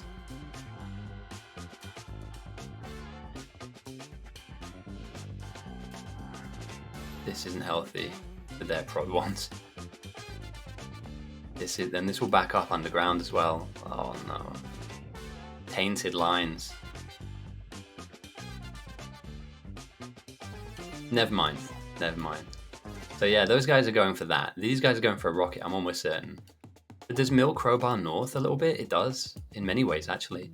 In fact, a substantial mill setter. Ooh, only 479? That's big. And I say that's big because not only is it a large send, and it's skyrocketed the south from 10% to 50%, 52, sorry, but it's big in a way that will evolve the bugs beyond mediums and into big bugs now. 50% is the threshold, so yeah, we're going to see some blue-shelled guys. I don't know if they've got the prerequisite defenses to survive this or sustain this. So we're looking at a team that have recklessly sprinted forward with no defenses versus a team that have threat farmed constantly and slowly but surely kind of walled themselves and turtled themselves in. That's a really strong timing. We are getting some very high level players coming in now, boys and girls. If you watch any of the older games, I've got some of them on my hard drive actually, I'll try and upload them. Some of the older games, there's lots of messing about where nothing really happens in this mid game. An hour 14 for you to be sending 500 purple, it's kind of ridiculous. Like these builds are so refined, these playstyles are so refined. And we'll have a look at what's going to happen next because these blue-shelled guys are hard to deal with. A few grenades is not enough to barely damage them. And what you're going to be doing as well is chunking through all of your health and healing resources. So at this point, you'd want to have defenders around you, but capsules will work too. Hopefully there might be some poison ones too, but yeah, that wave I would consider dealt with as long as they can just, blow the competition away. I did see earlier, and I don't know if you guys have noticed this, the use of flame turrets. Flame ammo. I saw this. Yeah. I believe that this is now the new defensive meta. I'm calling it now. I'm saying it right now. It's the 13th of April, and I think the meta is shifted towards flame to deal with big bugs. Sorry, not to deal with your smalls and mediums. Is it you set fire to them, DPS them, and kite. So rather than a poison capsule which exists within a small area, if you flame the front of a pack, that flame will carry itself through the pack. Everything will die, the pack will regroup, you let them hit you, you heal, you run away, and then you re-aggress them with a little bit of flamer ammo. And depending on how well your upgrades have gone... Oh dear. Yeah. It's fucking close, man. This is a really close game. And it's a quick game as well. Nura's having to deal with a lot of pressure here. Is there anybody that can come and help him? I mean, you could lose some of this power as long as you can just keep the spam alive, right? And also, it also depends as well, coming out to Karl's outpost, how quick they can... Yeah. I think they can get a lot of purple up quite quickly.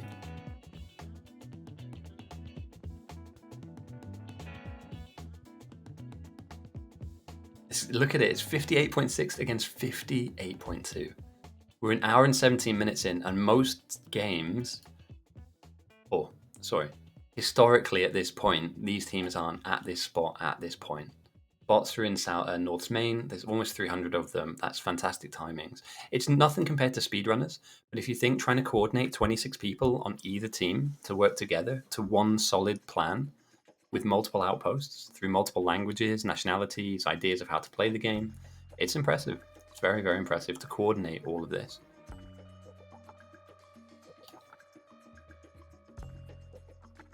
Again, we do see that there are sides to the base that need to be looked at and looked after. And yeah. Here we have herding cats, it is. It's why, if you've had a message off me on Discord, I'll say this again. I'm not going to continue to say this, but if you've had a message off me on Discord, I need a response. I'm assembling a team. And North's captain go down. Now, he won't have received a message off me. But he may be against me in a future game, so I've messaged people to see if they're free and available for a future captain's game. We're going to try and pick the right date.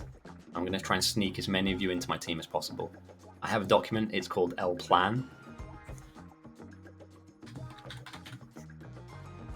If you're French, I believe you pronounce that Le Plan.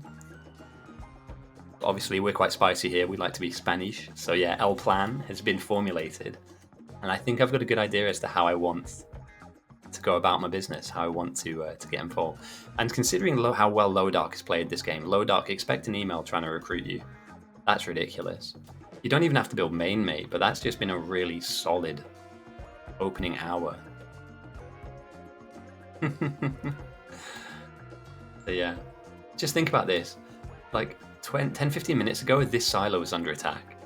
And now all of a sudden things have just swung a little bit and the North are under that kind of deep pressure.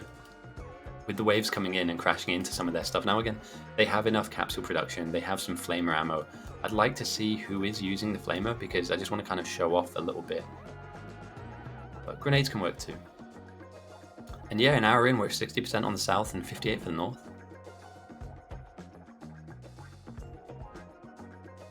Yeah, great minds think alike, I believe is the saying. Red Wraith goes down. And I love this build. Get in a car, click on the wall, and just drive forward. And you just get to fix everything. Yeah, we need to slap some sides onto the base as well. Beyond that, the power kind of block is extended beyond what I'd deem to be like a safe area. We have to remember, and obviously you guys all know this, but I'll kind of say, for any of you kind of laymen out there watching that have not played this game mode too often, when you do eventually have bots, they're very expensive. If your chest of walls exists somewhere in this area, having your bots fly like out here to replace a wall, compared to potentially out here, is kind of a big deal. So you need to kind of prioritize where your defenses will eventually be. Obviously, you know, you're going to have them fix the front line, yes. But having them fly, say for instance, all the way out here, not worth it. Not worth it. You'd almost want to disconnect the network so that it had its own network in this area.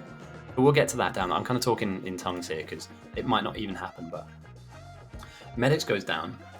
These guys are trying to figure out which of these steamers looks tastiest. Obviously, to each their own. No judgment here. But, yeah, this is gone. This is going to melt. And all because they had a bloody radar down. Why?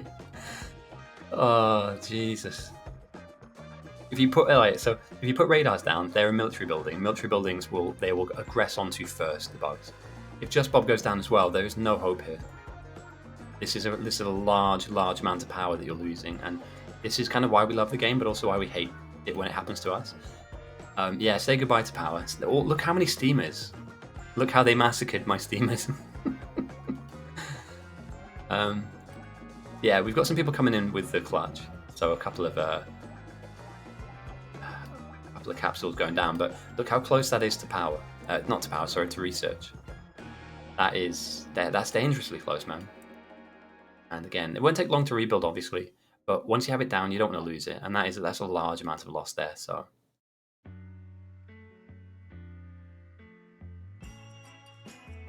Oh, okay. Dark Terrorist coming in with a little bit of the English literature side of things. Great minds think alike, but it's only half the original. The full sentence is, great minds think alike, but fools seldom differ. Ah, so does that pertain to the idea that we can have the same view but also disagree, whereas fools tend to not be able to spot the difference? I like that, mate. I'm into my books. I like reading my words. They are a massive reader, mate. Massive. And if any of you guys have any book recommendations, I actually have. I'm in need, sorry, before I start rereading some of the stuff I'm currently reading. Any recommendations? Autobiographies? I'm reading a lot of historical stuff. Ooh. So I realized I didn't know anything about Vietnam and the war. So I was like, let's buy a few books, audiobooks as well, and just get onto that. What Echo? What are we doing here? Ooh, Coalworks has been hit hard. That is the blue spam that we've been worried about. Rutan's left the game. Let's see what he managed to achieve.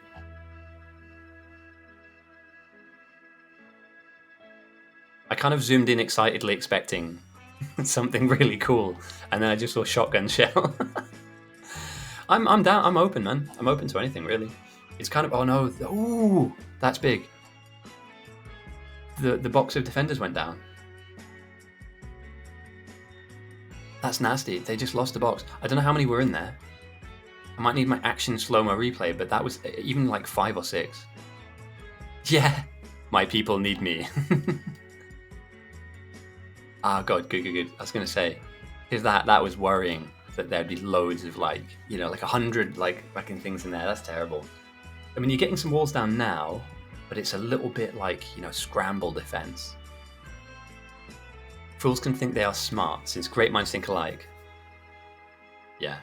Thing is, you need to, you know what you know, and you don't know what you don't know. And I feel like you meet a lot of people that think they know about everything, and it's like, nah, come on, man. No one's that smart, Maybe me, I've never tested myself, but remember to stay humble even if you are. But yeah, I mean, I think that's with age come with like wisdom and stuff, as you get older, you start to realize that, leaning on people for help and asking for help in situations where you don't know something is the best way to go about doing things, as we do see Ragain go down. There is a wall. It's up here. They're choosing to go through the part of the base that hasn't got a wall. 1,000 blue jugs go across to the south. I think at this point, the blues kind of run out of road a little bit. Yeah, 1,000 blue jugs, 4.5%. It's decent, but it's not enough. Oh, yeah, it's a good point. MMP is happening now, which is a real shame. I kind of wanted us to be able to do all of it, but we have a specific time slot, and the audience for this, although they are MMP players too, prefer this. And so we don't necessarily want to bend and flex too much with what we do. I love Kobe, by the way, and if we could do both on the same day, that'd be awesome. But, we've been running this every week for 2 years now, almost, 1.5 years. And it's gone well. I mean, as you can see, the quality of the game has gone up massively. The fact that we're having to balance mutagen numbers because people are finding little niche holes, I like it. No, I'm not going to buy your electric car. What's the kind of music I've not had on yet? Somebody said Viking metal?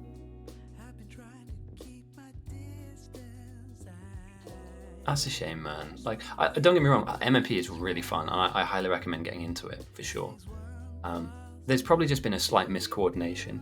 We sometimes will start the game a little earlier, or maybe they'll start their runs a little later. But to be honest with you, the way this game state is going, we might be able to join in for run 2 and run 3. I think they're doing 3 MMP runs today. So let's say, for instance, this game spirals out of control, which it doesn't look like it will, but it may. All it takes is one. It got smashed up again, didn't it? Go on, Just Bob. To soothing lobby music, I believe you can massacre these things. It's that.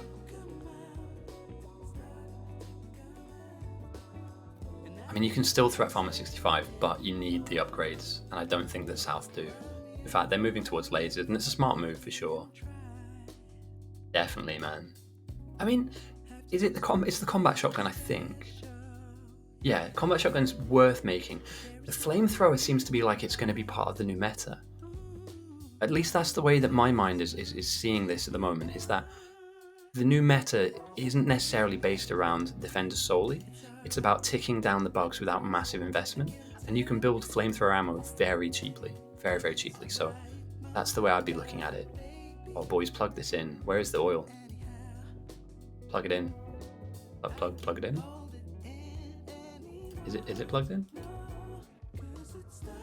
There's no oil, bruh. Oh, come on. Who did this? Whose big idea was this? Lads, that's shocking. They're pumping oil away from an environment that needs oil, and they have the walls down, and they have the flamer turrets down too. That is horrific. All because of this. You don't need a lot of oil, you need some oil going across. Yeah, when in doubt, just sack the pump off. Smarto's got to go down here, that's way too much. He's killed off a few, not enough. Again, another radar, right? Why are we doing this, boys? Get rid of the radar, they won't come here. Sack this off. This is actually what's leading to a lot of pain and suffering in this area. A crappy little radar. Oh, let's check in on the outposts. This is wild at the moment. Yeah, maybe if they go straight for the pump and dump. Yeah, you hate to see it. The South have got lots of stuff going for them though. Like they have, they are sending a decent amount.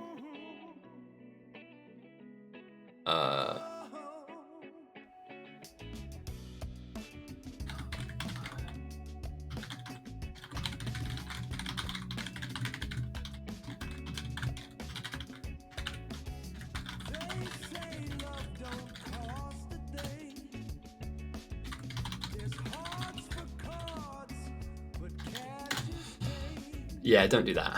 Like the South are kind of a little bit under the pump, and you need research. You need blue research. What's currently missing from labs? Oh, look, blue. If I see him do that again, I'm removing him from the team. Because you don't, without going into the detail of it, that's a huge waste. Yeah, it's all good.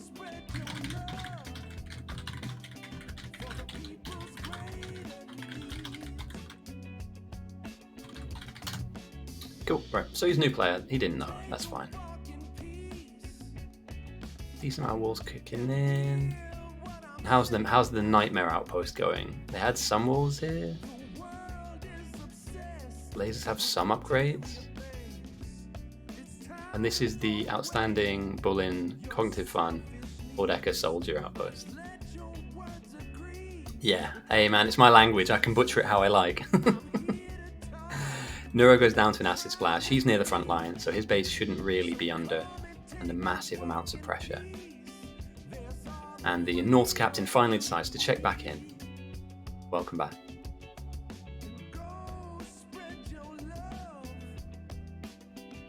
And yeah, I think mill size just kind of run out of road now.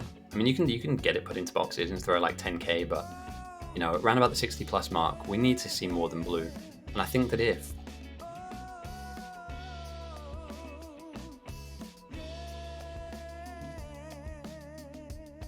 oh dear, I don't know what to say. Oh, and red's, oh no, say no more. So, just to summarize how the North have gotten into the position they have, they sprinted out the blocks. Red-green came up quick.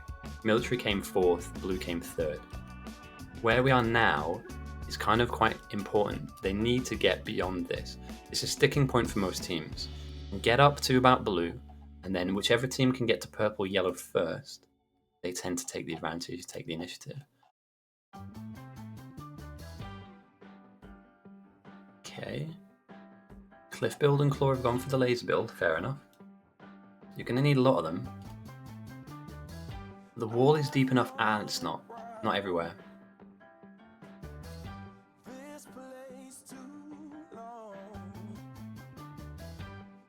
then yeah, the side of their base needs a bit of love, a bit of TLC. I'm not super happy about this. They have roboports out here. Is there any kind of connectivity? Almost 400 bots here in south. They stabilized well, yeah.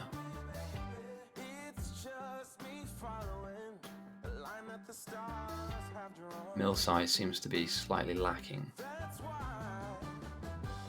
We're looking at what? Mill 3, then inserter, going to LDS, going to speeds, that's fine for the south. Up on north, let's take a look at what they're researching. They're going in deep with the projectile damage, okay? They want to try and wear this. That's not the right research, right? Hang on a minute, let me just... Sorry, I just need to double check this.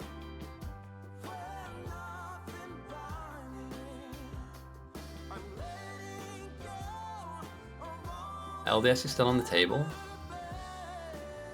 Rod 2 is still on the table. Jesus. And they're committing in with like T3 upgrades. I mean, it can be done. It can actually be done. I just think that it's kind of a mismanagement. Or get a tank. At least protect yourself. Like that, if that car gets stuck on anything, you're not recovering the body, and you're not recovering anything on the body as well. But yeah, he's kind of scratching a little bit into the threat far. I don't know. What an absolute clown fiesta this game has been. Although to be fair, it's Draydrian versus Prox, right? But what do we think though? Like, if I just zoom out real quick, how do we I'll turn off the names as well. What do we think about this setup? Are we happy with the north and south?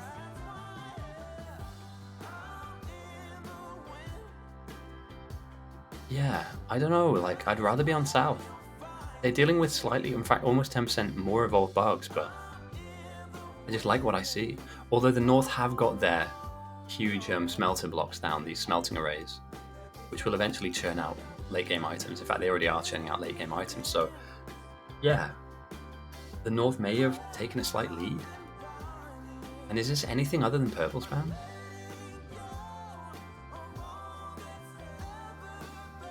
Seems like, oh, here we go, Smarling's onto it. I was going to say, there's so much talent in this outpost. For them to just settle with purple spam just seems really pointless. Unless they want to get to MMP as well. Unless they're literally like, look boys, we don't want to go all the way to Rockets because that's going to be like a 4-hour game. So, oh dear.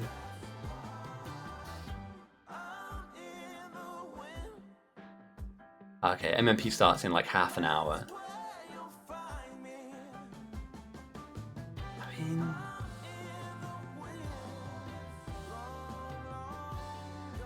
Oh, steady. Dangerous that. They'll probably, they should have what they need. Lasers are unpowered, they're relative, oh dear, no boys. Power poles, what are we doing? Sleep at the wheel over here. Let's go. Alright, they managed to take a boss out, but jeez. Damaging lasers. Get some poles down, lads. Physically walk over and put the poles down.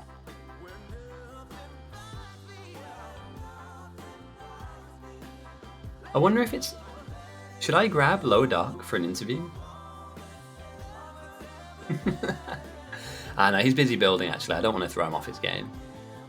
Maybe we'll go for a post-game interview and see how he felt like everything went. But yeah, so far so good.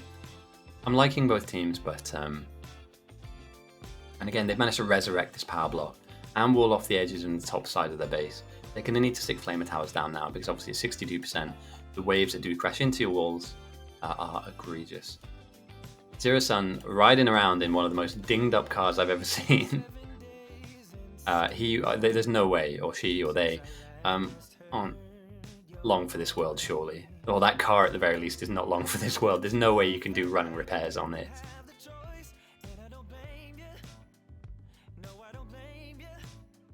I mean, fair play though. At the moment, what Zero Sun's doing is catching waves and the car goes down.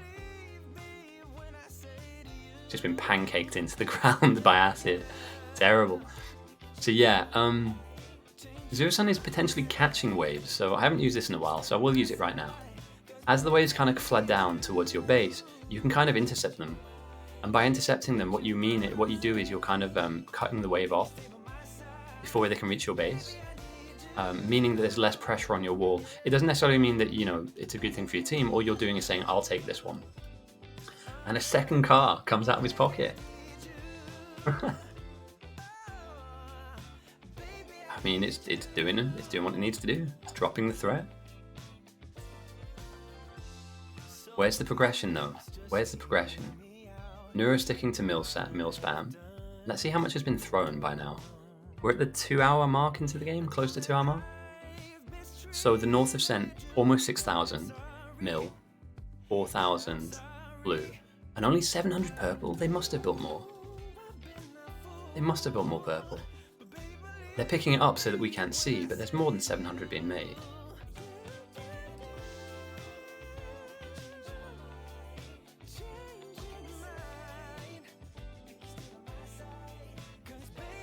Now they're committing their resources to this, which will eventually be their rocket, I guess. No, we're not even at the... What am I talking about? We're not even at the 2-hour mark. We're at the 1 hour 37. Things are moving so fast here. I need to play one of these games, man. Like, I used to... because I'd have to threat farm in such a much... Like, I'd have to be more efficient.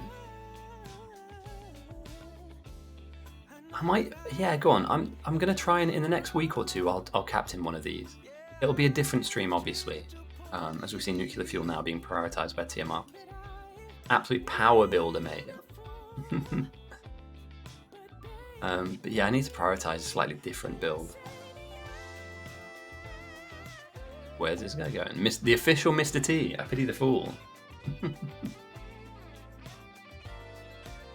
He's still alive though, right? Mr. T. Or the actor known as Mr. T. What was his name? Mr. T, real name. No way. Lawrence Trudeau. Lawrence Trudeau. I pity the fool that told him lies. What an iconic character of the 80s and 90s. Jewelry man. Finally they've managed to fill this in and smelt as well. Take a look at research. Sorry, I'm a bit of a nostalgic tangent there. I miss the A-Team. What a great show. If you can find them, then you can call the A-Team.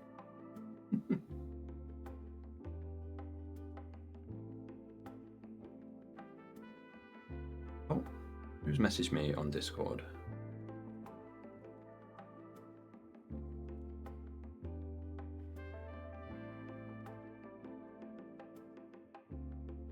Yeah, no, that's fine.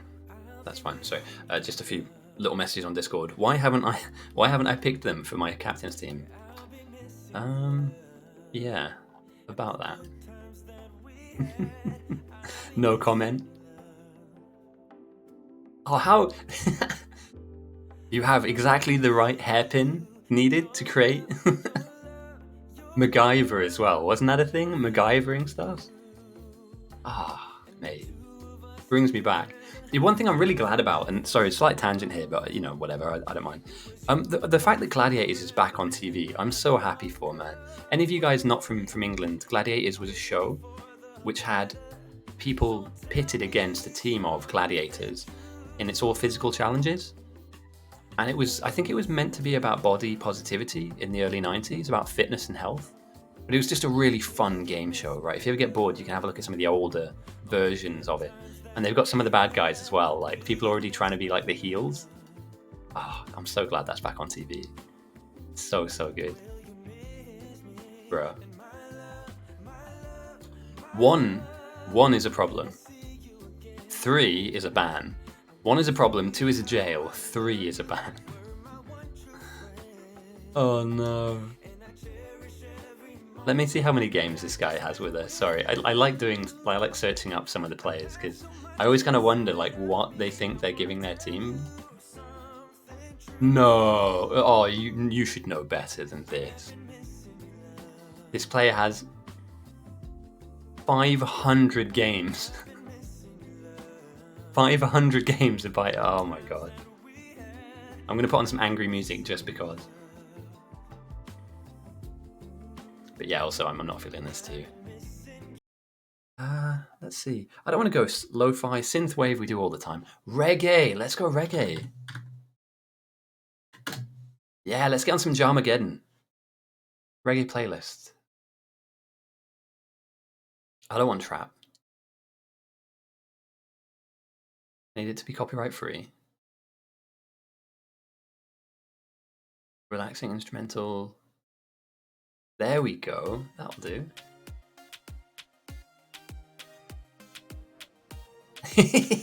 Wait until the blue belts come out.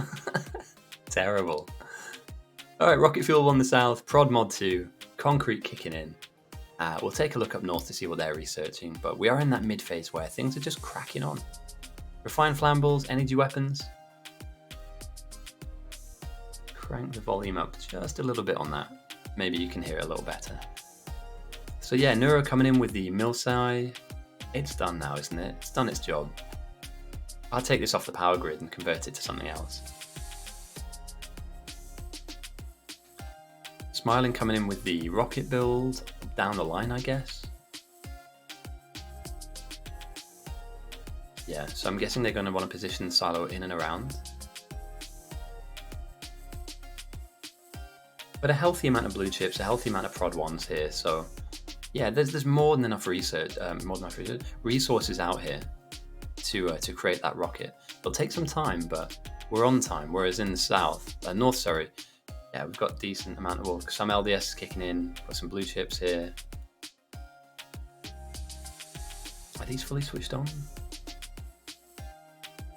Item ingredient missing, are we plastic, right? Fluid shortage, okay. And that's because these are backed up. Wait, how can you be output full and need it?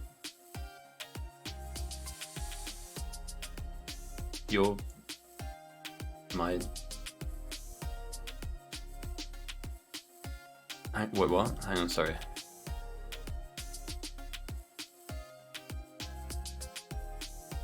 That's on.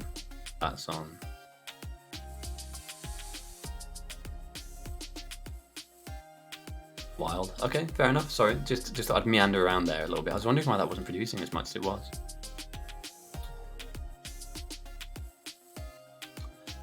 South are dropping players due to lag. Oh no. Neuro with the 1900 send. At this point, it's not going to do a huge amount, let's be honest. Let's check the mutation log. At 1900, it does 2% increase.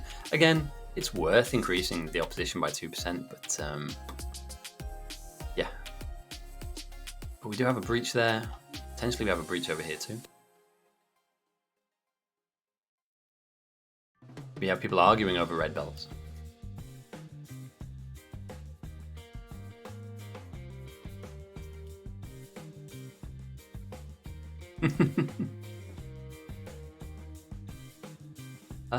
And then 1300 blue, again, moves the dial a little bit, but let's be honest. 3%, so in the last minute or two, there's been a 5% increase, but it's taken a long time to build up those kind of resources, so I'm not super jazzed about this having any more time or need to be used within this game. I'd unplug a lot of this and try and swap over to other bits and pieces. You can do chip reduction here. You can make all sorts. You don't have to stick to this. Remember, military science is tier 3. At the moment, we're starting to look at purple being built up, which is tier 5, sorry, and a healthy amount of it as well. So we can see that we'll see, the North's evolution skyrocket very soon, depending on how much Carl's already holding.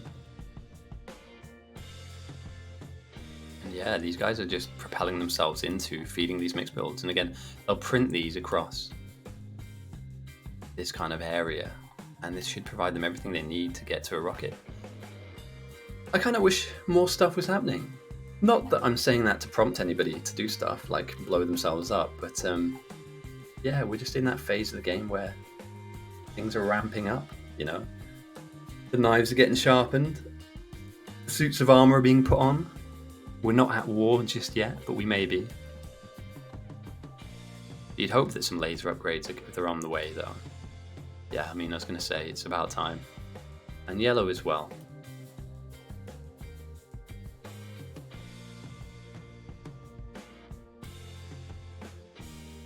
What is that?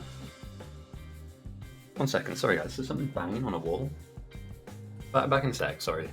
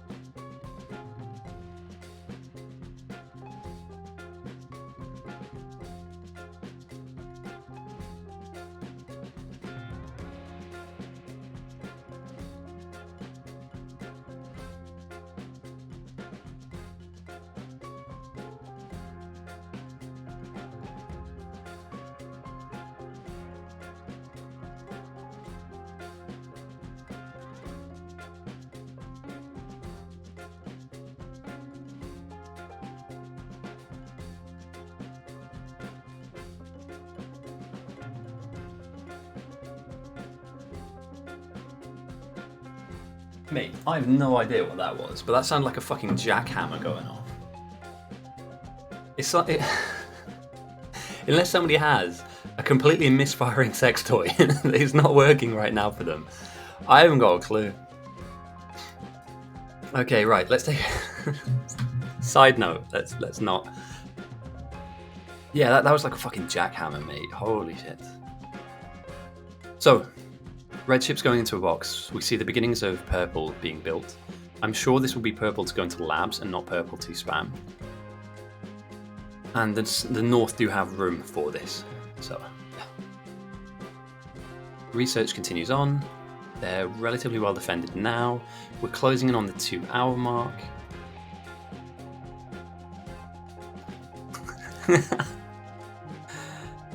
It's so hard, man. Like, you never know.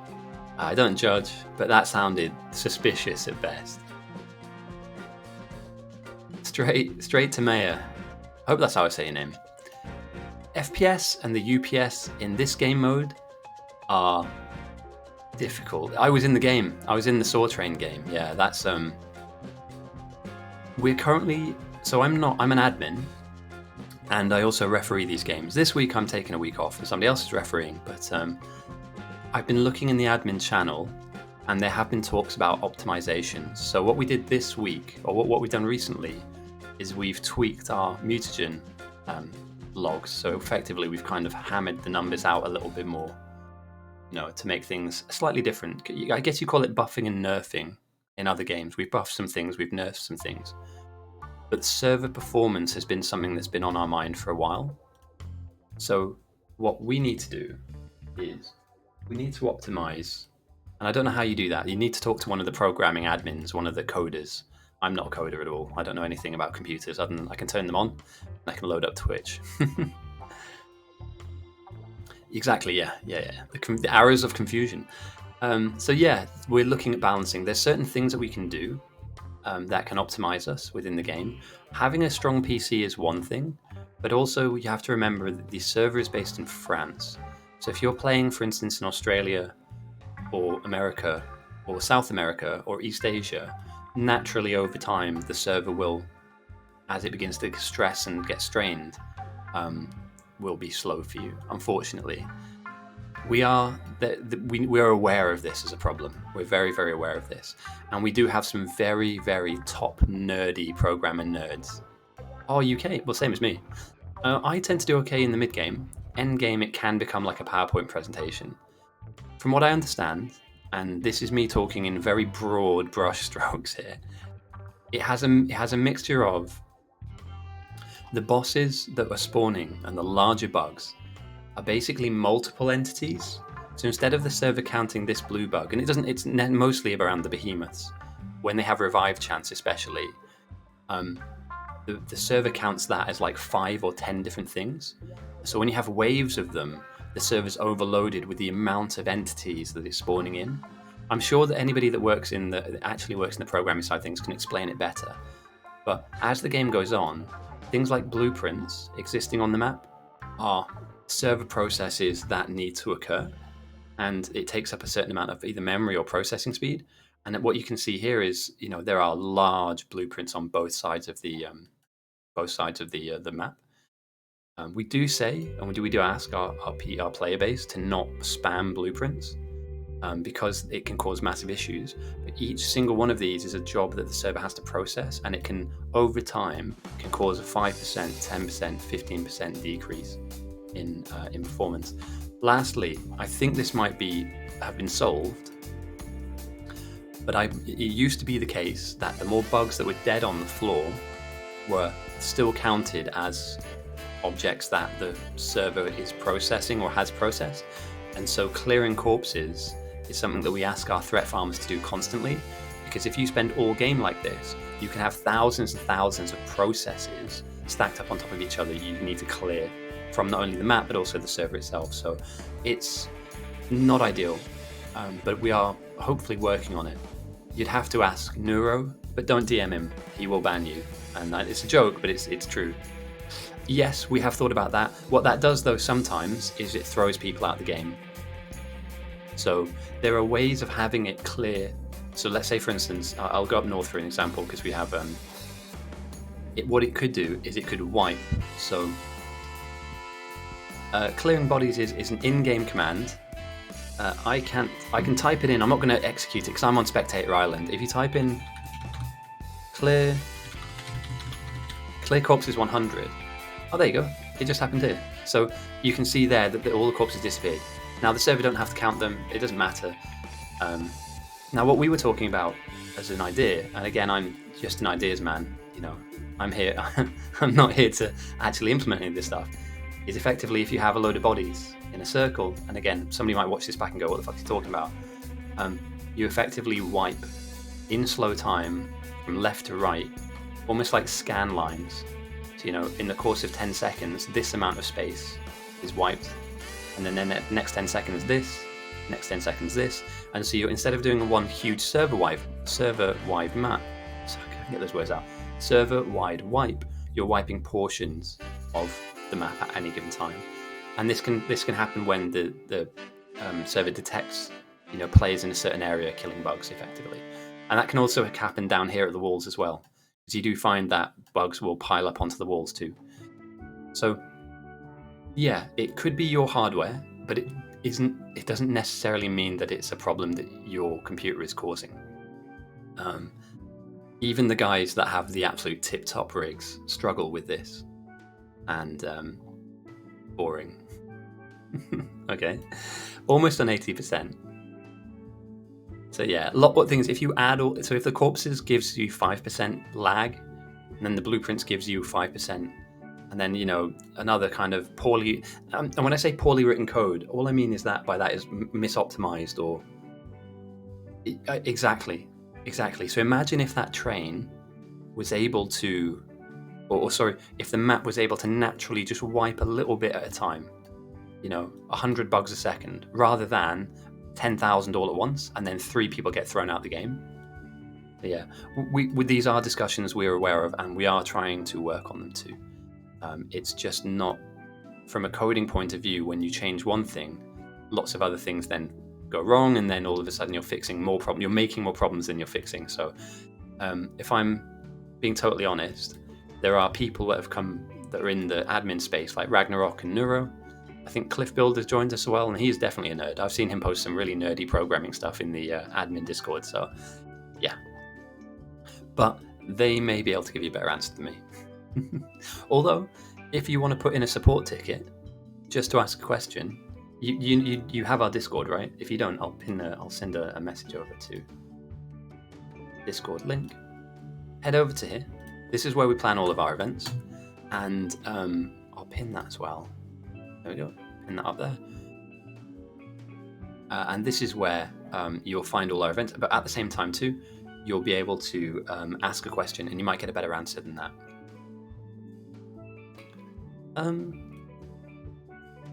I wouldn't really. I mean, obviously, if you have stuff running in the background too, so if you have streaming services, if you live in a house, for instance, where the internet is, split between many different services and you're not plugged directly into the router, that could also be an issue. But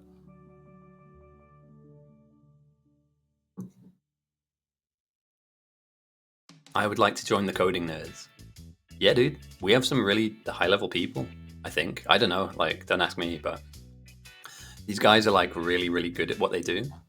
Carl is a bit of a nerd. This guy here, you want to talk to programming nerd over here, dude? This guy, look at him. He doesn't look like much. German program nerd. And I believe they all work in different areas. For Carl, yeah, this Carl. He has 3 different accounts. He's that good. He exists on 3 different existential planes. Carl 1 is currently solving problems from MIT. Carl 2 is probably in a different version of Factorio. And Carl 3 is currently with us. Nice to have you with us, Hanana. The puns will get worse, I promise you. I've been thinking up banana-based puns all day. Yeah, so if you do have any kind of programming or coding knowledge, please feel free to try and submit any kind of solution. We always say there's no such thing as a bad idea. We have some really senior people that work in different businesses and different DevOps, etc., and all that jazz. So if you have any kind of background in that, I think the way that this code was written by people when they were in university, the game itself, sorry, not Factorio, but this game mode, this scenario, and there are optimizations that could be made, but it's almost like picking threads apart. That's a great question, fake question mark. I would say on the balance of probability that the North reach a rocket first. However, the programming nerd that we talked about just now, this Carl guy, they've been stacking up purple science for a while. And I mean they threw one lot, we're back here, just an hour and 16 minutes into the game, they threw 200, and we haven't seen anything come out of their hands. And this music's hurting my brain. Lua, yeah, I've heard. Yeah. Lua is not a particularly nice language to code in. Sorry, guys, I'm getting this music off. My brain is actually not working listening to it. Anything in particular you want to hear? I've had funk. Oh, disco. Hello. Disco? Do we have copyright-free disco music? We do. Is it any good? It's not. Oh, I get behind it. Yeah, let's have some disco. Yeah, let's go. Yeah, so effectively Lua, I've heard as well. I've heard bad things about Lua, so not a huge amount we can do about that. We have the operating system and the language that we have. Again, I don't think there's many people that know, not saying many, but it's not like one of your kind of universal programming languages that you would find in industry, for instance.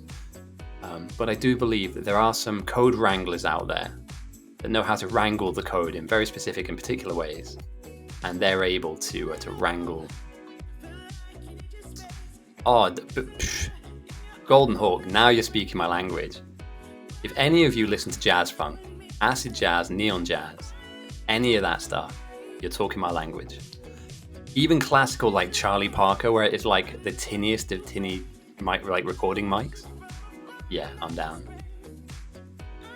There's just something about it, man. Something about it. Jazz and funk jazz. Alright, so we have some yellow in some labs. Excellent. The South are by no means behind. I just think the North are better placed at the moment to have a rocket up sooner. But there is something happening here, and it's difficult to kind of keep pace as to what position the rest of the outposts like Smiling and all that are in.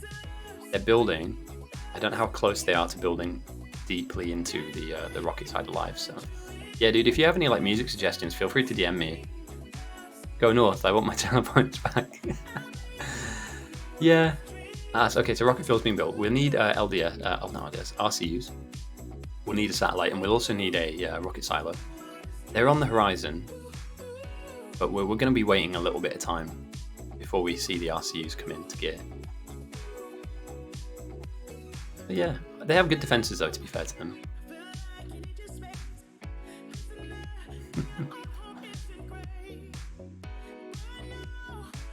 I mean, it's a little bit outdated, but if you ever get a chance, listen to Gregory Porter, man.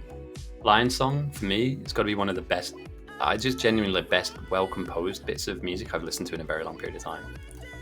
And just generally speaking, his album, I can't remember the name of the album, but it's incredible. Like Real Good Hands, Lion Song, Hey Laura, It's Me. Oh, just bangers, mate. Absolute bangers. And you wouldn't expect a man that looks like that to sing like that.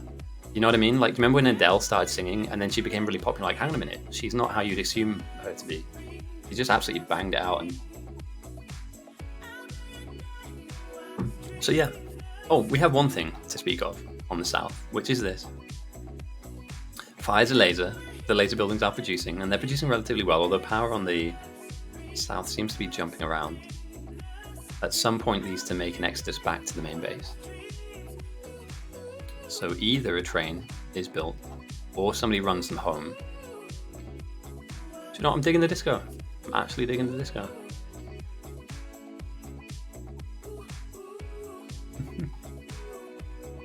Pipes is getting some wall production down. You love to see it.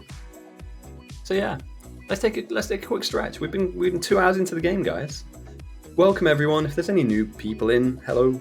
I'm happy to take questions, explain things, go into detail about how great I am. This is a 4.5 hour podcast about how amazing I am.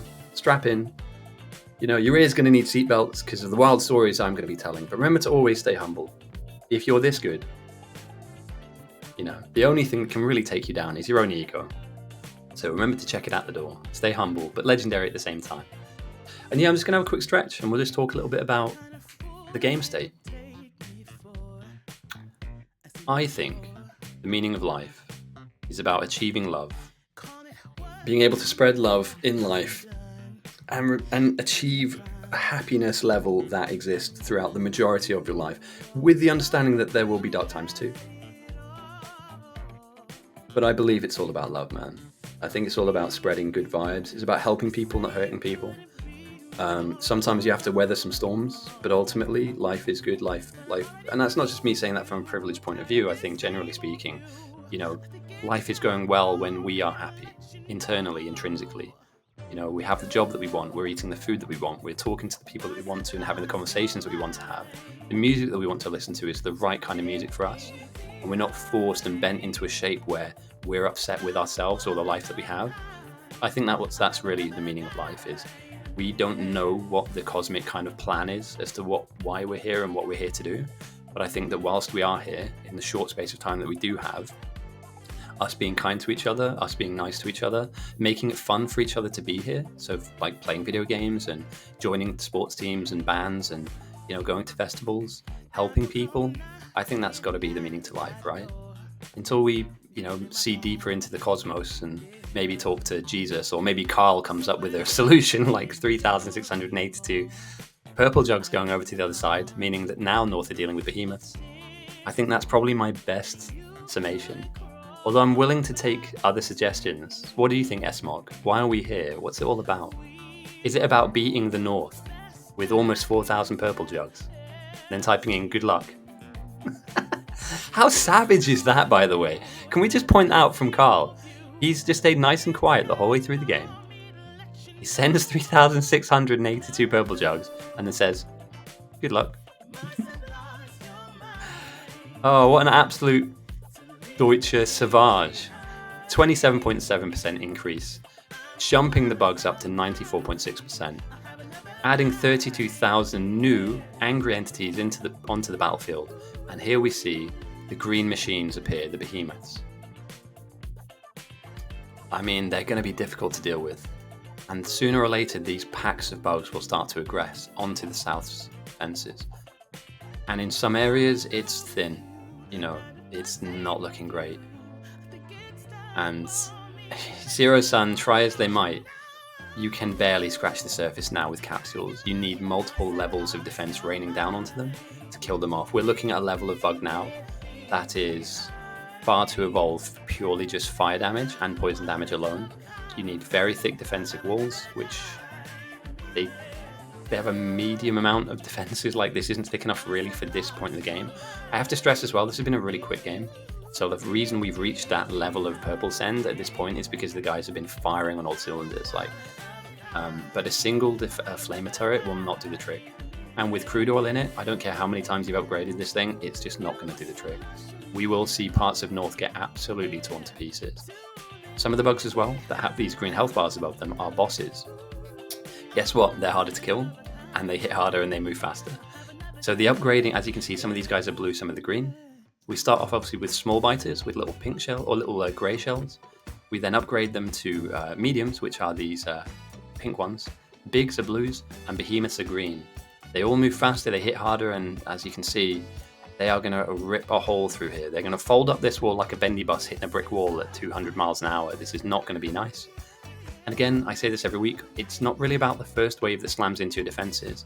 It's about the recurring threat that comes in. And they're making absolute light work of this defense now. This could be it. This could be the end of North. It is slightly laggy though. I might drop the game speed even. I'm not the ref, but we could drop the game speed even.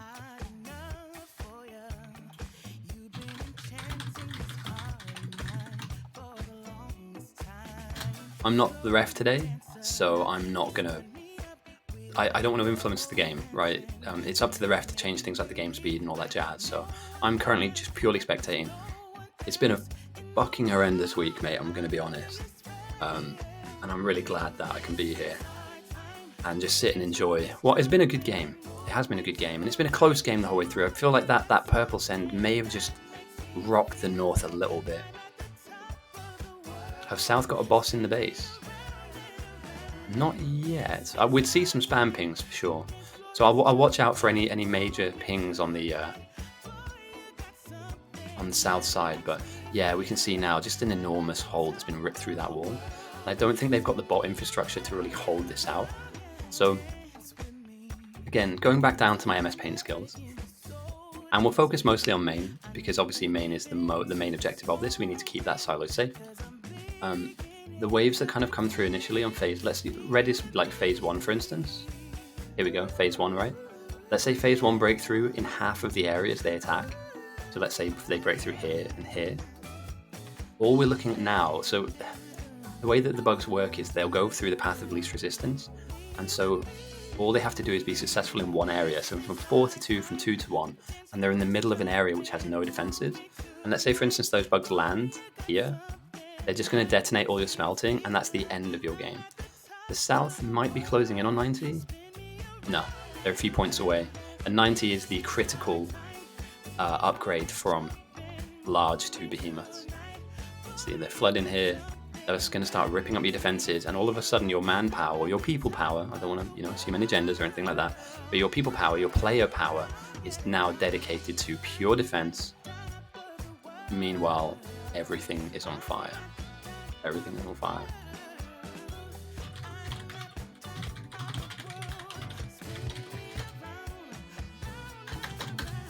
Should I change it? It's kind of the right thing to do. Okay, yeah, forward's on it. Nice. But yeah, they're flooding in, and there are a lot of them. This isn't just it. This isn't, one small area. They're coming into this area. They flood back through this gate. They're taking out defenses which can hit them as well, and at this point you'd really want lasers, but that's a bit of an ask. Other areas of your base are going to get smashed up too. So proliferation, sorry if I can get that word out.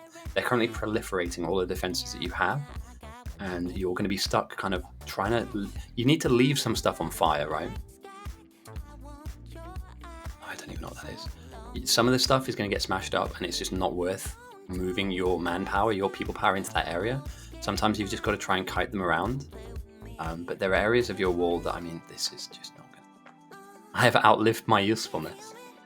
I think you did really well though, mate. I'm going to be honest, you'll hear me say it on stream, I think you did really, really well building up that main base. It's the transition away from blue onwards that is tricky because of the... Yeah, I know, you built up some purple, right? Purple and yellow? It's been a while since I've looked at the labs, but yeah, you've done everything you can do. What was the, if you don't mind, what was the plan from Dradian? Because at the moment, I feel like this might be it. What was the kind of the talking in and amongst the team? Well, mate, do you want to come on? Do you want to do an interview? Should we do end of game interview with the main base North builder? Would you be down for that? And literally just a chat. I'm not talking about like me properly interviewing you, but do you want to hop on Discord and we can have a chat about the game? Okay, awesome. Right, let's drop the music. End of game interview before the game's over. Yeah.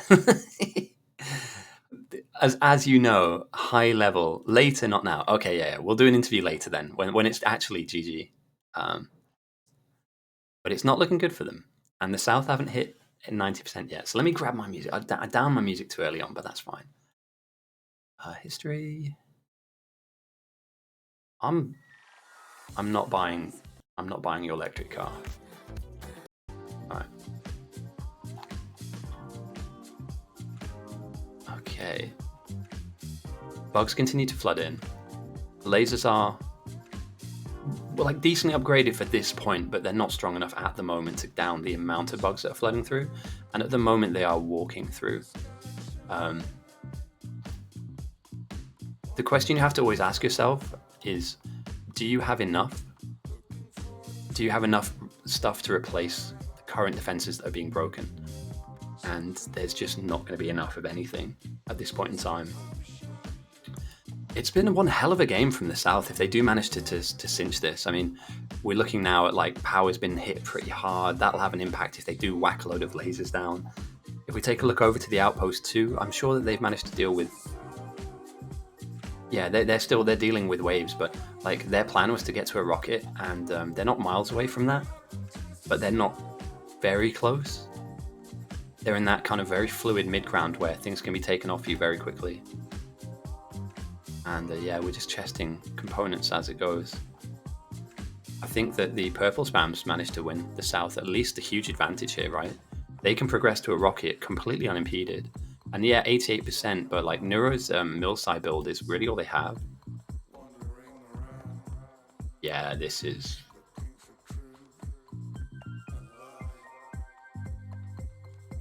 You'd need to almost turtle up your silo, in effect. And I just don't see that happening. I don't see it happening.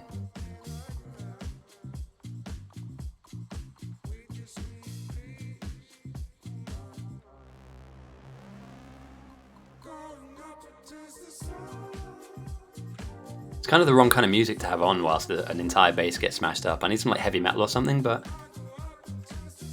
yeah, these bosses are more than enough. We saw earlier on just a pack of mediums and large aggress onto South Silo and start to damage it. I mean, we got to yellow health, right? So these are bosses. They are large. They can go down. You know, they're not invincible. 94% is annoying, but with poison capsules, with good defense, lasers. My question again is, how many of these can you afford to lose? Yeah, military science is done. I believe the kids call it washed. Mill size washed now, innit? For real, no cap. So yeah, the behemoth. Again, this is how long it takes to down one boss. If there was a pack of the bugs in here, the fast biters. Oh, well, I don't even need to postulate that. We'll see.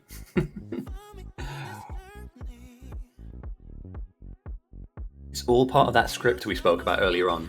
This game has already been recorded. I already know what happens. So your channel points were never really in jeopardy. Congratulations, North, for the win.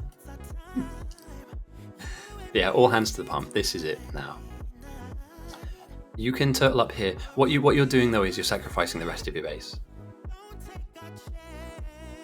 North are in a tricky spot.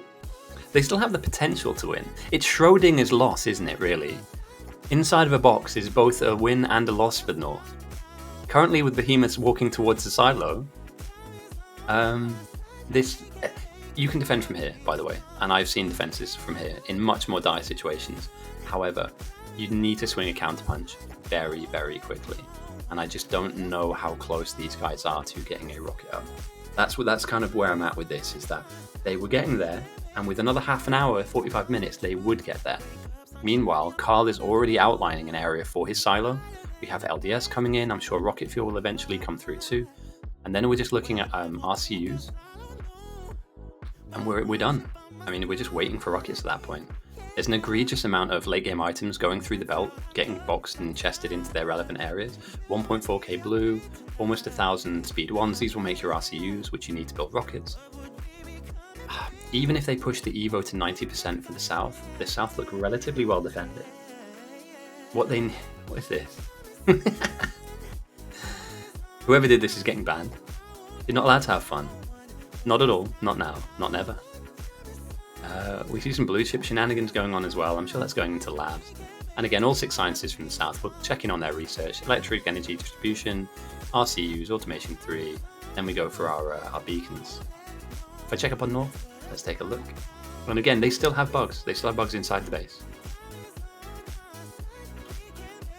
Just laser upgrades for now. All hands to the pump. We need whatever it is that is defending us to, mandatory fun.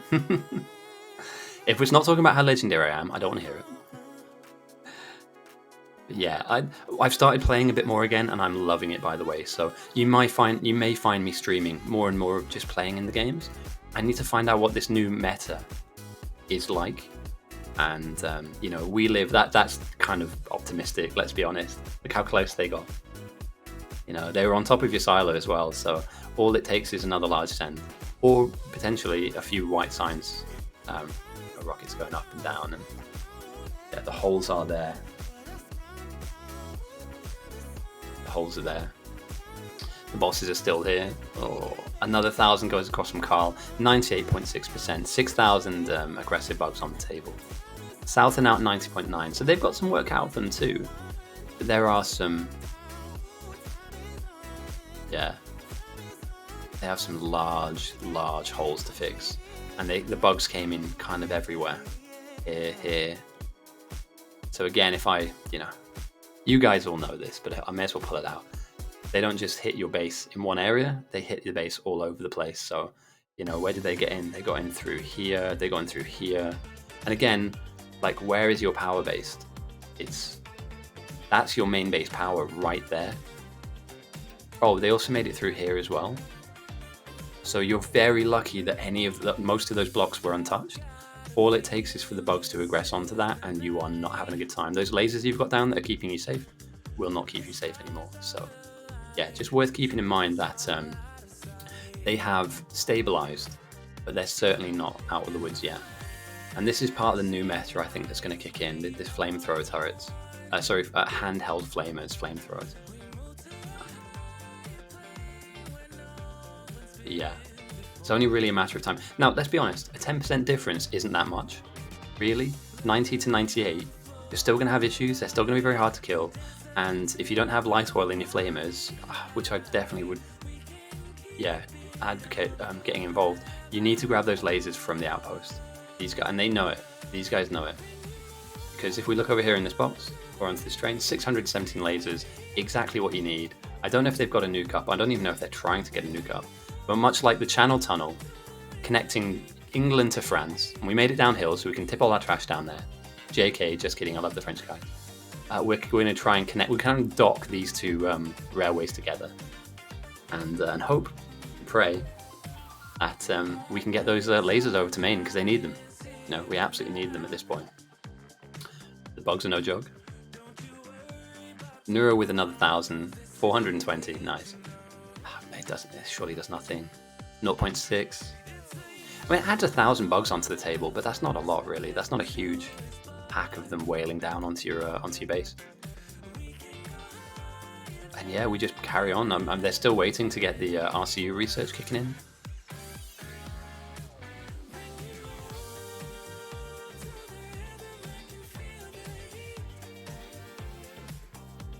And it's just, it's random defense, you know what I mean? It's like a random set of laser turrets going down, that sporadic panic clicking.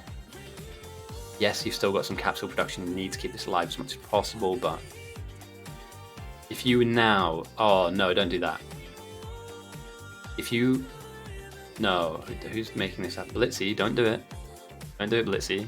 You're gonna kill your team. If you blueprint that, if you see here, there's a pattern on the wall, right? There's also lots of stuff inside your base that you need to fix. If you blueprint that across the entirety of your wall, you won't have a single bot to fix any walls. because they're going to be all out there placing new ones down. So the worst thing that can happen up north now is somebody goes, oh, I know what I'll do. I'll blueprint loads of walls down. Your bots will be busy. They won't be able to fix the holes that are made. And yeah, you will be in a world of pain. An absolute world of pain. And they're chipping in. What would hurt the north now is a large threat number. I believe the bugs are strong enough to make it through. They just need a large enough threat number to... Oh, someone's just calling me. What's up?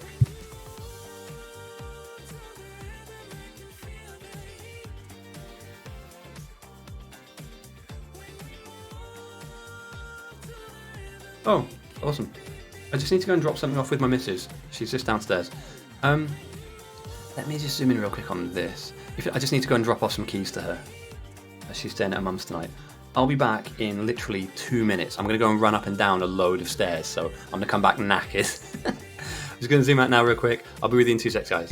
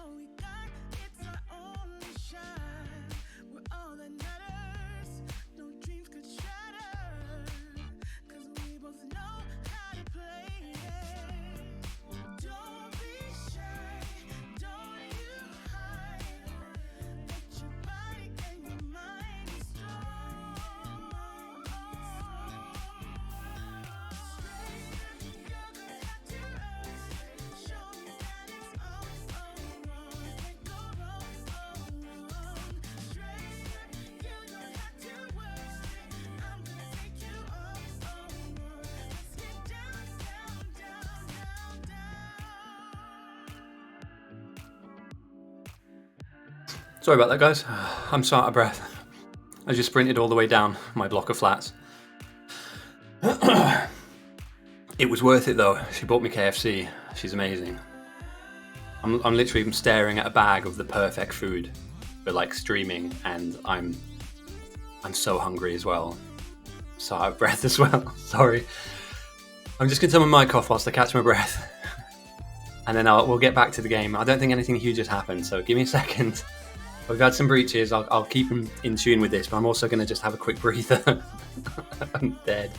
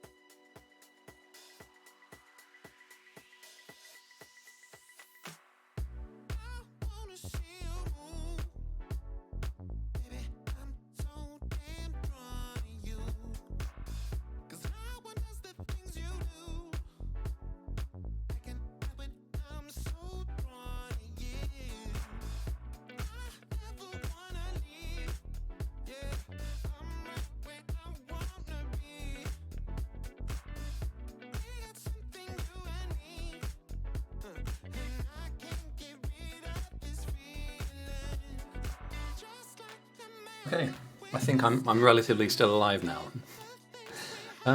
Yeah, the rocket silo is on its way. Oh, I'm having. She got me the burger with the hash brown in. You know, like it's in a box, and you get some popcorn chicken. It's awesome. I will be munching a little bit on the stream, so this might be I might mute every minute or two to have a bite or two. But it smells amazing. It's so good. And she didn't need to. I didn't ask her to. Yeah, it's been a weird week, man. Her mum's really ill, and yeah, I've just been trying to look after everyone. It's tough, man. But you know, I'm not trying to complain. But...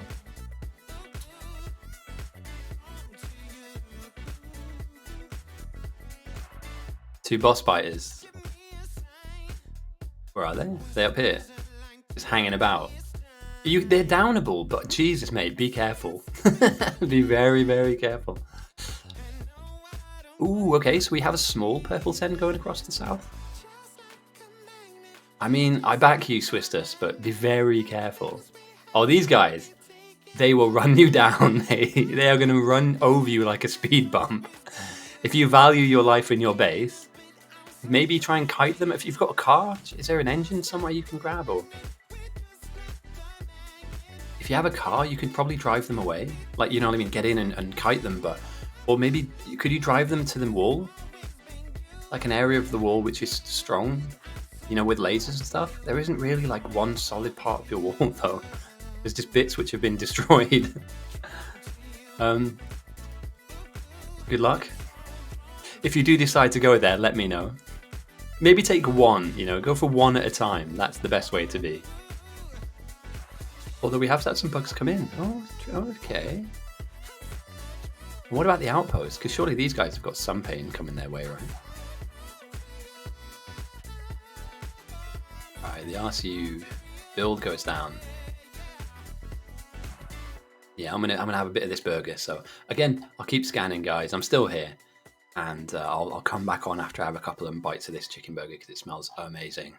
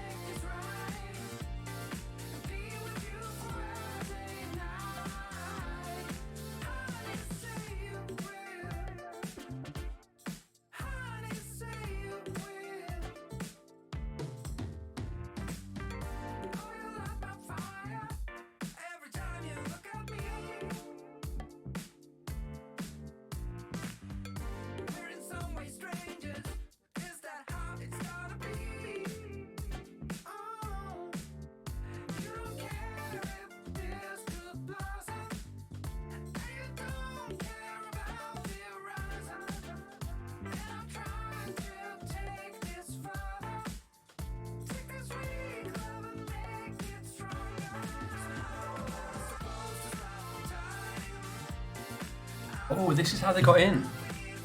This is how they got in. They made it through this tiny little hole. And they're grouping up in areas where there aren't any defenses for the south. This isn't looking good, guys. Didn't they get a laser drop off? I swear they had a laser drop off. I'd be spamming this. Jesus. They can still lose this game. Massively, they can lose this game. I swear that did these guys? They've done the run, haven't they? They've done the laser run, haven't they? Oh, there's 600 here, guys. What are we doing? Waiting for 700?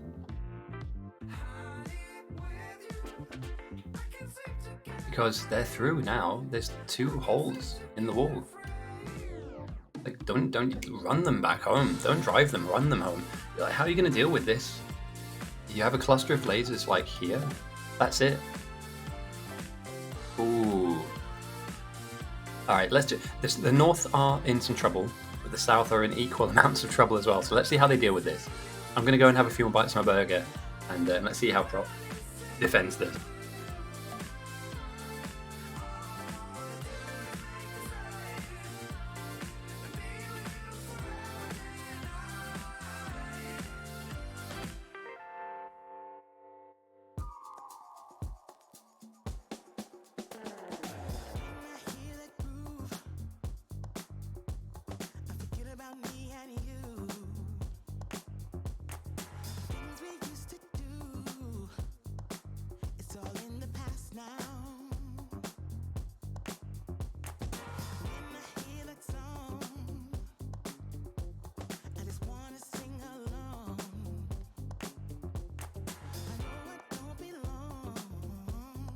But yeah, they're still getting breached, but it is aggressive. It's still very aggressive. Although you could argue that this defender going down isn't the worst thing in the world. But that outpost needs to make that delivery. Like, you're not going to survive this. In fact, I think the South are kind of really screwed unless they get those lasers down, like, right now. They needed to have grabbed these a long time ago. A long time ago. Jesus. Because there's nothing here. There's nothing here. And there's nothing in the way either. Wall and some gun turrets.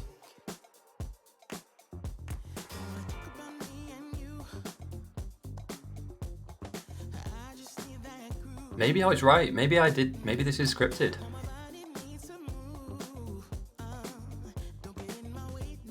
There's 1 wave, 2 waves coming in, and a couple of like bosses kicking around as well. There's nobody here. If Meeple doesn't defend this, there is nobody here. Oh, he has some on him. This helps. Panic, mate. Panic at the Disco. Holy crap. Try and drag him away from power, mate. Get him away from power. There you go. Yes. Excellent. Good defense. Jeez, I'm scared, mate. I'm scared for the South now. I didn't realize they were in this bad of an issue. Did they have Roboport coverage over here or not? Some? No flamers? Oh, come on, guys. Just bring them here manually. Jeez. Alright, we'll follow this. I mean, I'm sure the North are in some trouble as well. They are. Oh, this is really close. Holy crap. I didn't think we would.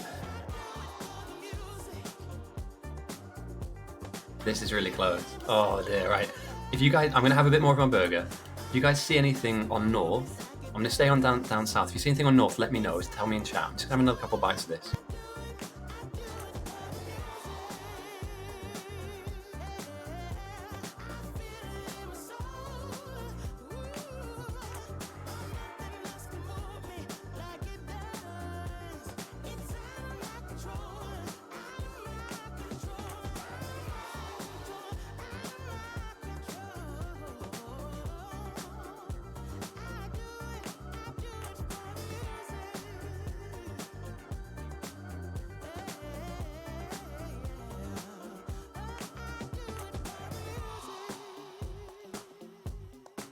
This is so tragic.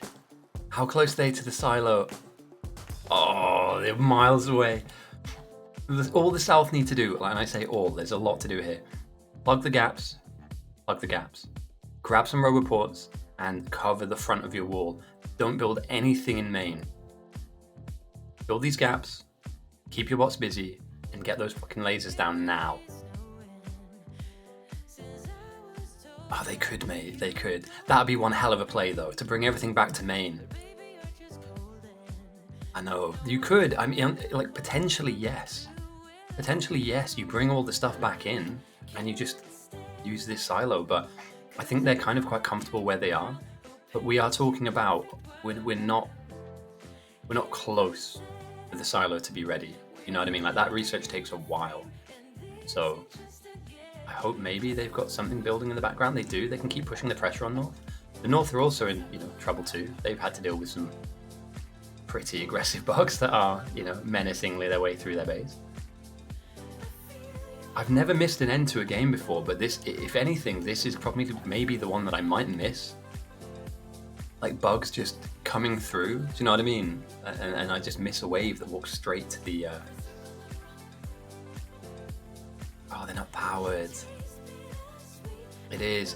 It's because I don't think the Outpost thought that we'd be in this position at this point, in terms of how dire the defense is.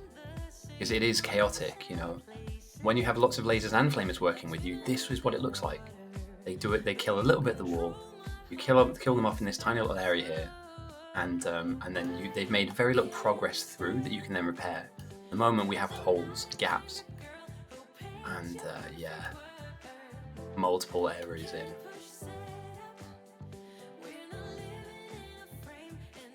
All right, a little bit more KFC. Sorry, guys. I need to eat. It's been a long day. So I'll scan around. And we'll keep abreast of all the stuff that's happening. What looks good is the Outpost hasn't been hit, like, really hard. And they've got okay upgrades on the lasers, to be fair. We're at plus 38. There's only 2 more levels in terms of damage they can do. So, yeah. We're just waiting now. We're literally just waiting for that silo to be stuck. So yeah, I'm going to finish this off and keep scanning, keep looking for any areas that get broken into, and hopefully the North can hold on, the South can hold on, but this is just like nightmarish. The power is getting hit hard and not replaced. I think this was a mistake, building power across where you'd normally have a natural wall. Oh yeah, what are their upgrades? They're on the same level of upgrades as the South as well. And again, they've just torn the shoulder off of this base. Coalworks goes down. It's his spam outpost over here as well that's providing a lot of the blue spam. So if these bugs decide to go into this, kill this off, that's the end of the blue spam. All they have now really is purple from the outpost over here. And are we anywhere near a silo here? No, we're not. We're not really mass producing RCUs. The South are ahead, man. The South are really far ahead. They have a nuke though on North, but yeah, let's finish this food off and then we'll get back to full casting. Apologies for anybody that wants like constant commentary. It smells so good. Back in a sec.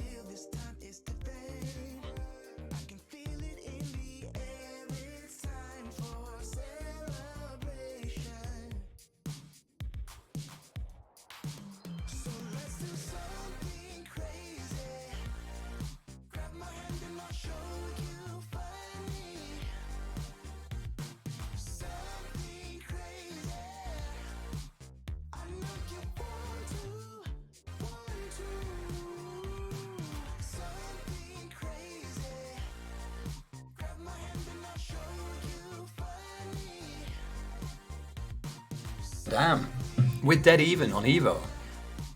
We are dead even. I don't think that's happened before.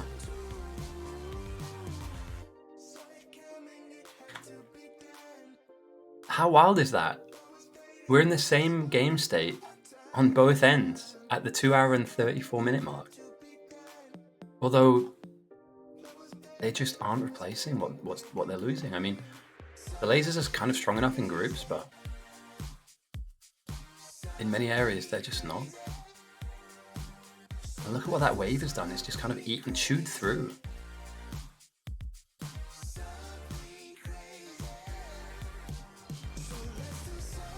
Just come into find a flamer tower, one tap it, move on to the next one. Find a flamer tower, one tap it, move on to the next one. Kill a couple of bots, why not? It's an expensive amount of stuff to lose in a short amount of time. Now, have they figured this out? No. This area I'm slightly worried about, but that's fine. I guess they're just lacking roboports. Meep Luke does not want to lose his points. He has played his heart out. Absolute superstar. I'm going to give him MVP if he wins this. 100% he's getting MVP.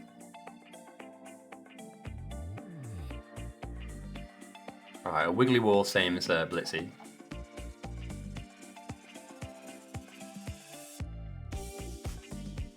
And let's check in on the research. Halfway through to the silo.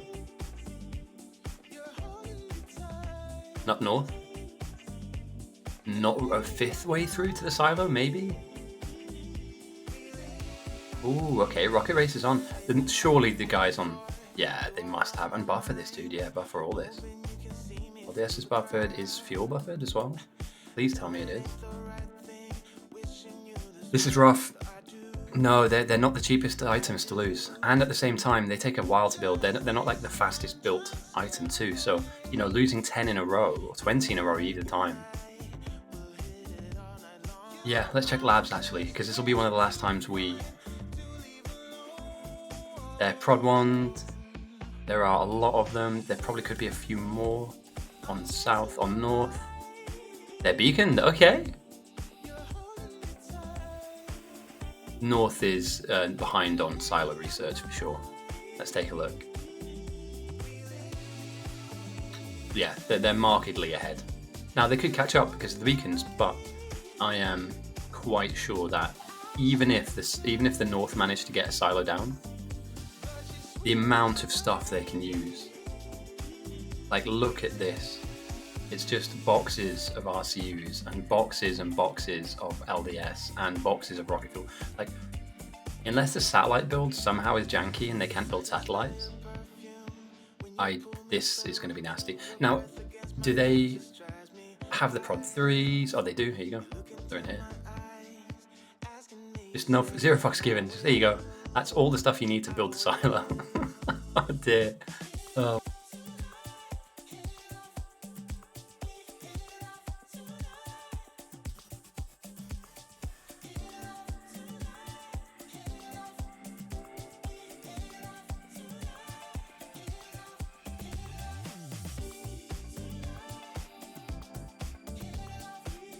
What can you imagine?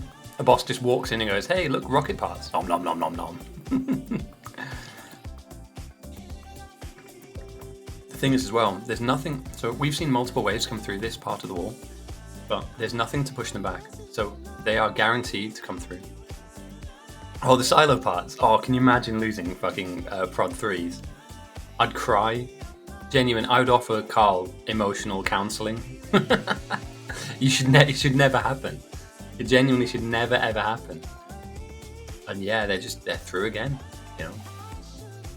There's so many fires to be for.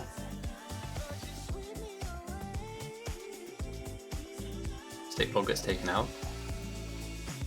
Again, these guys are by power, which is a really scary prospect. If any of this power gets taken out, even like a third of it, the amount of power you'd lose not, being able to shoot your lasers off is vast. They're thickening the wall, that's great.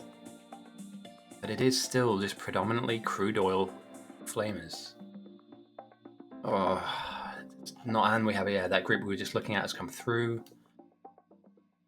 Is there anybody close to it?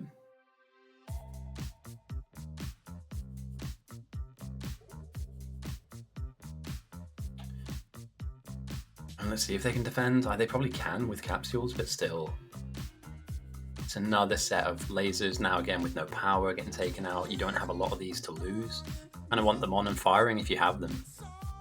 Derek's emotional sport goal. Oh dear. Oh, mate, the world record as well. Holy shit, that was cool. I watched the whole thing back. Yeah, to be able to move for 4 hours plus without, I mean, you know, you could argue you're going to make mistakes in time, but Jesus, that is nuts. Neuro's continuing to send. I mean, it's jiggling them up to 100%, but as we all know, it can go way beyond 100% the evolutionary state.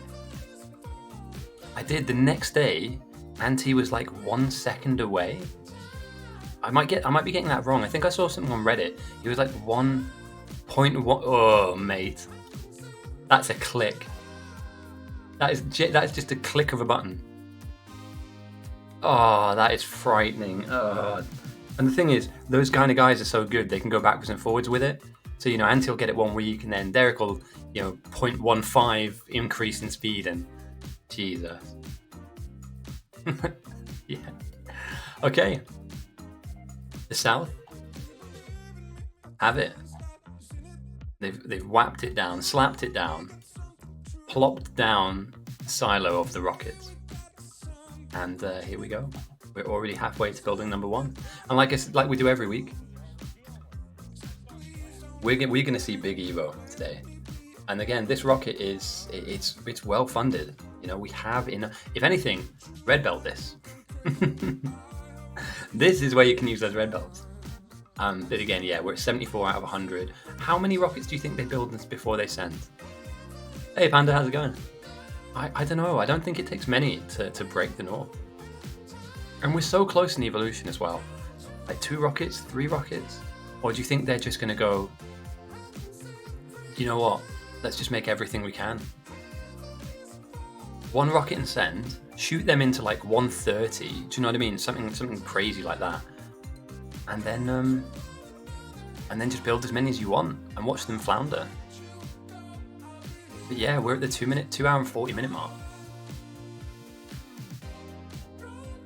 When you send a rocket, you get access to the highest level of science you can only acquire by sending rockets, because it's in space. We basically send a rocket up and we get space science back. That does the most amount of mutagen percentage, as I just get the rocket in view. Space does 555 times mutagen change. So at 2 hours and 40 minutes, rocket number 1 from south, the first of the game, goes up. Space science comes back, and they can load this up again. I'm going to stay here to count how long it takes. So 240 it goes up. And let's see how quickly this second rocket goes in, because this should be very quick. And I can finish off my Pepsi.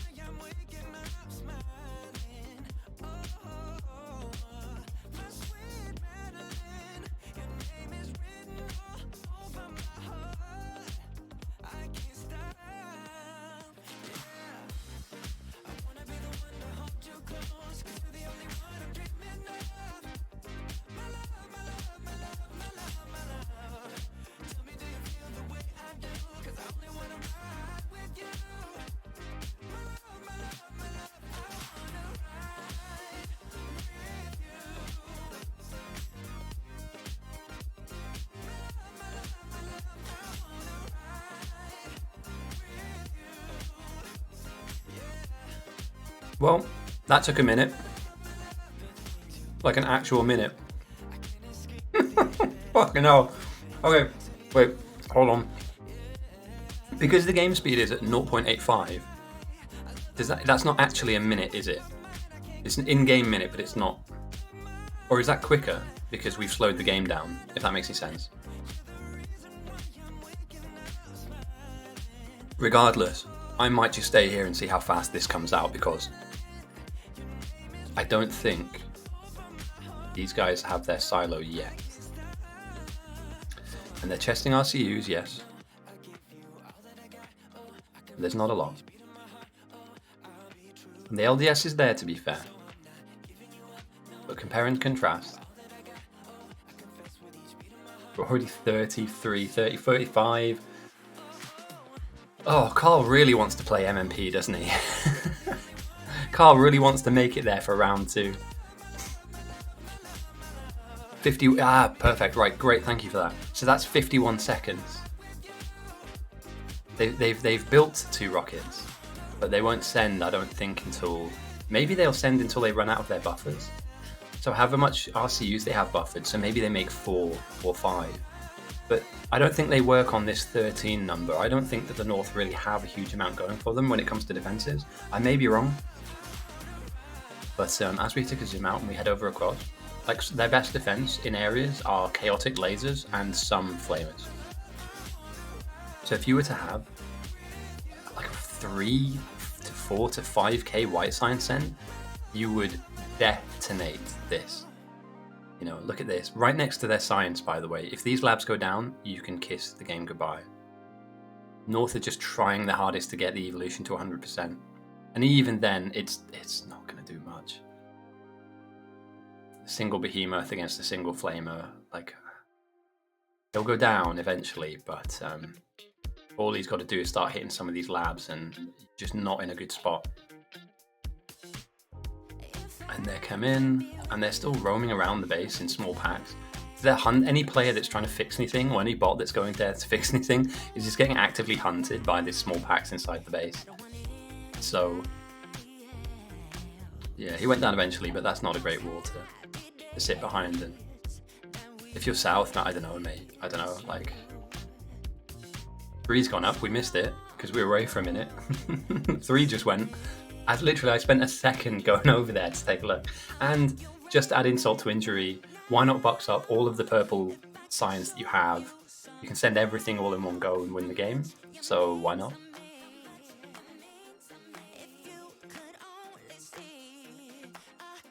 They've got 3k white, and then they've got 1.8 purple.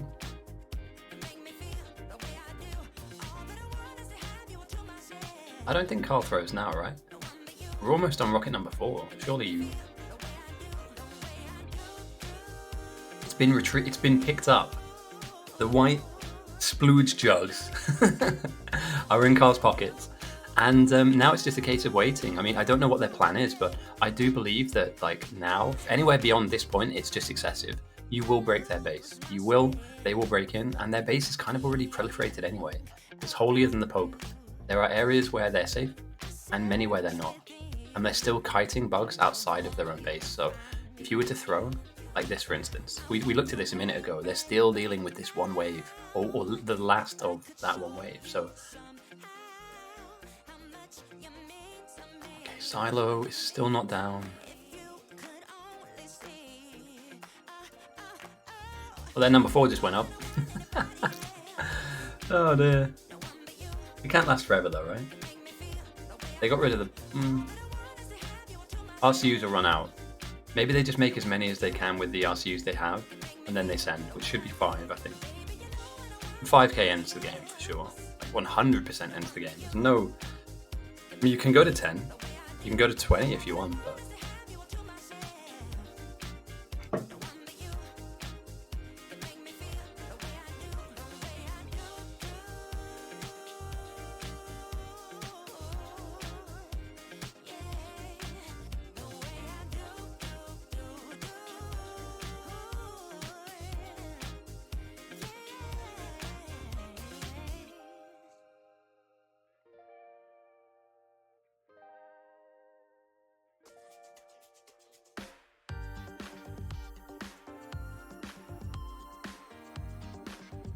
so fast.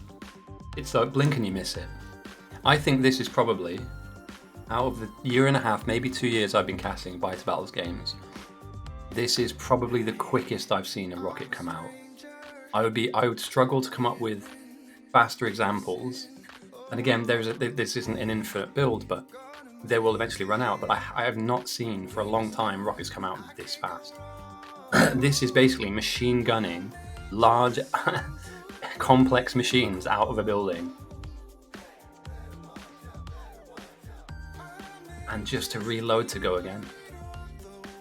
They don't now. RCUs will be a problem. Now RCUs will be the struggle. So Carl has the purple. Carl has almost all of the space Psy. And I know Carl's watching. You don't have to hide it, mate. Stand still if you're watching the channel right now. See, I told you. That's how you find them out.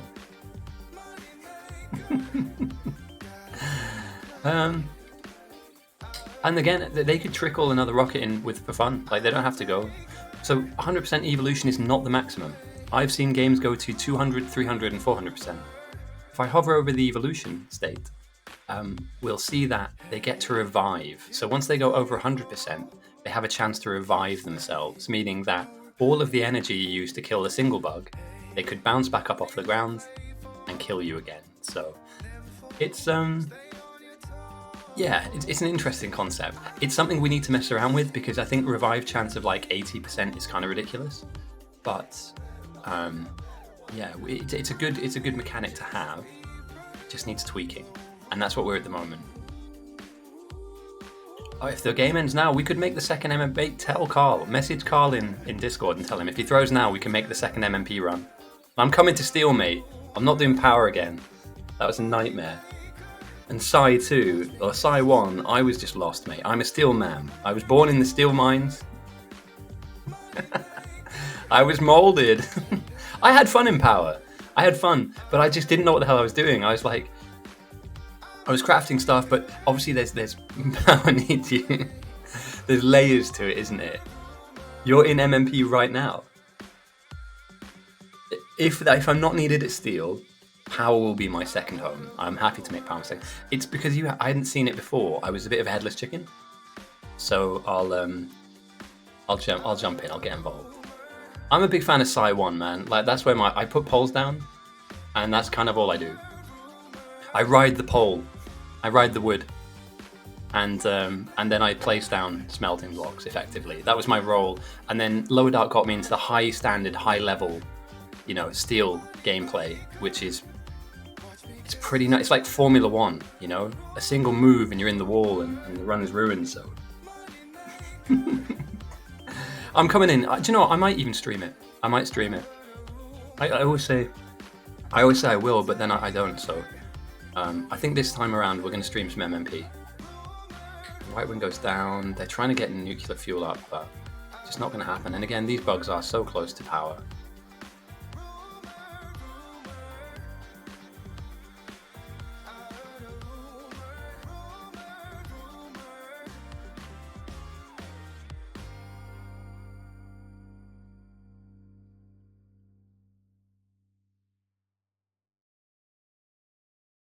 Are we missing here? Blue signs. All right, Rocket 96 goes up, and now we are looking at the end of the resources they had previously to build lots and lots of rockets. That is the end of that soundtrack. So just to finish this off, get some drum and bass on. We do like a little drum and bass. And there it is, boom! Huge send. 203%, and the bugs now have a 41% chance to revive. What a great time to swap the playlist out. Carl and his outpost, I don't want to give it all down to Carl, but Carl and his outpost have jumped the evolution from 106% to 203, a 97% jump. 630,000 bugs. Now, added to the ones that were already on the pitch, or on the map to play, 660,000. So, yeah, this is going to be rough. Yeah, I need like a 2-song playlist, unless we slow the game down to like 0.6.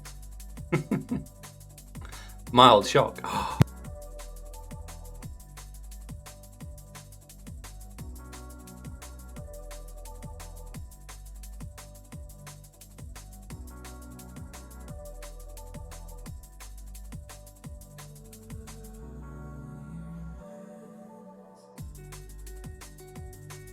We are now in uncharted territory. What? Oh, yeah, Cliff. Cliff has been programming the threat model differently. We are now in uncharted territory. All right, let's see. Whoa, does that look denser to you?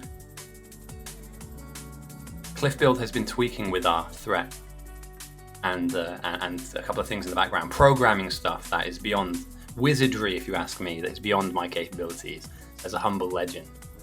he's been messing around with the way that the bugs fight and the way that the threat evolves. So again, we're looking at the end here for the North. I don't think that there's a huge amount. There'll be a gallant effort in defense. Exactly. What walls? Paper walls, mate. And here we go.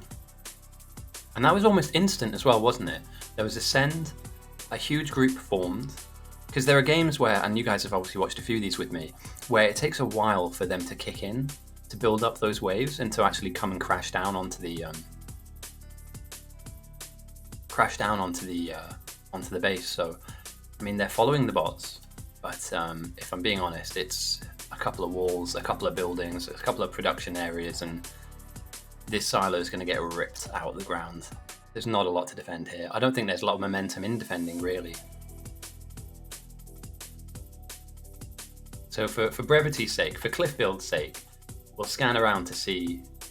These are denser waves, aren't they? They look like they're denser, thicker in number. Not stupid, obviously.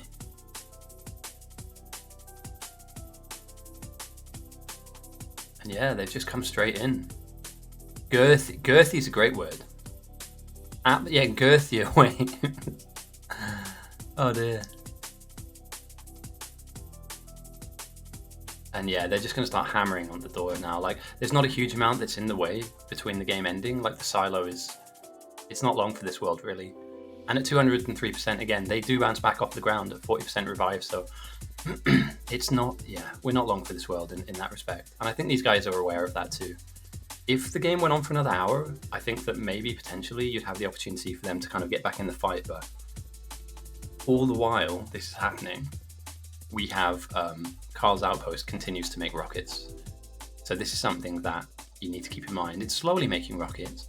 It'll just start ticking them in little by little. So, you know, by the time, if they do somehow manage to repel this, which,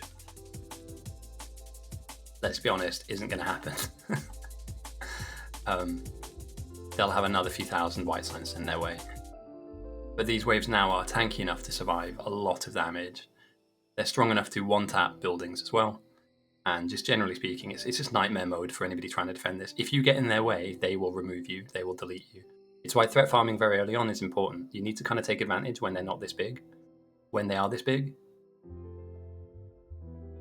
you know, a single spit that lands on Blitzy kills him. And, you know, these lasers have no chance. And again, if we look at the health bar, he's having a bath in this. Do you know what I mean? He's just swimming around. Oh, blue, spicy... Nope, not for me. Look at that. Anything this touches, it kills. So yeah, we're looking at the slow, methodical destruction of another base on another day. Hopefully we manage to make the MMP speedrun after this. But for anybody that are leaving us at that point, thank you for joining me again this week. It's a pleasure as always. I wasn't there last week. There's some IRL stuff going on. I'm fine, but there's somebody in my life who's very, very ill at the moment and they need lots of help. And I don't know about you, but when somebody asks for help, you help them. It's just part of my makeup. So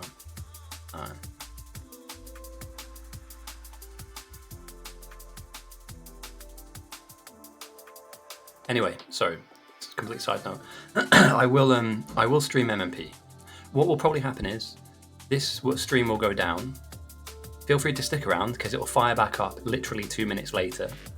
Kane, thank you for the follow. I'm really sorry I didn't call you out. So I hope you're having a good weekend. You've joined us at the end of a very good game, very close game, but the North eventually capitulated to the South's rocket building prowess. The silo is not long for this world. The stream's going down like North Silo, yeah.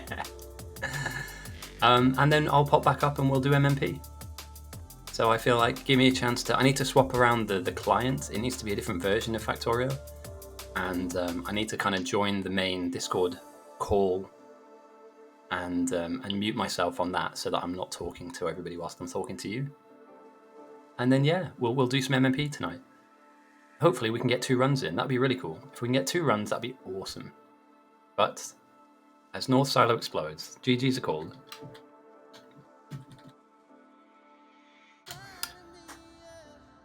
We can choose our outcome. The South won. And as we see at the very top of our chat, prediction result is the South. Over 28,000 pot noodles go to Smiling NASA and 4 others. Now, I don't know if it's okay for you to bet if you're in the game, but I mean, if looking, look at this. I mean, come on, that is brutal. But well played, everyone. That was a really good game. And, you know, although the North got hammered at the end, the South did really well to kind of soak up a lot of pressure in kind of near the end of the game. So for those of you that want to stick around for MMP, like I said, all I have to do is I have to drop the stream down.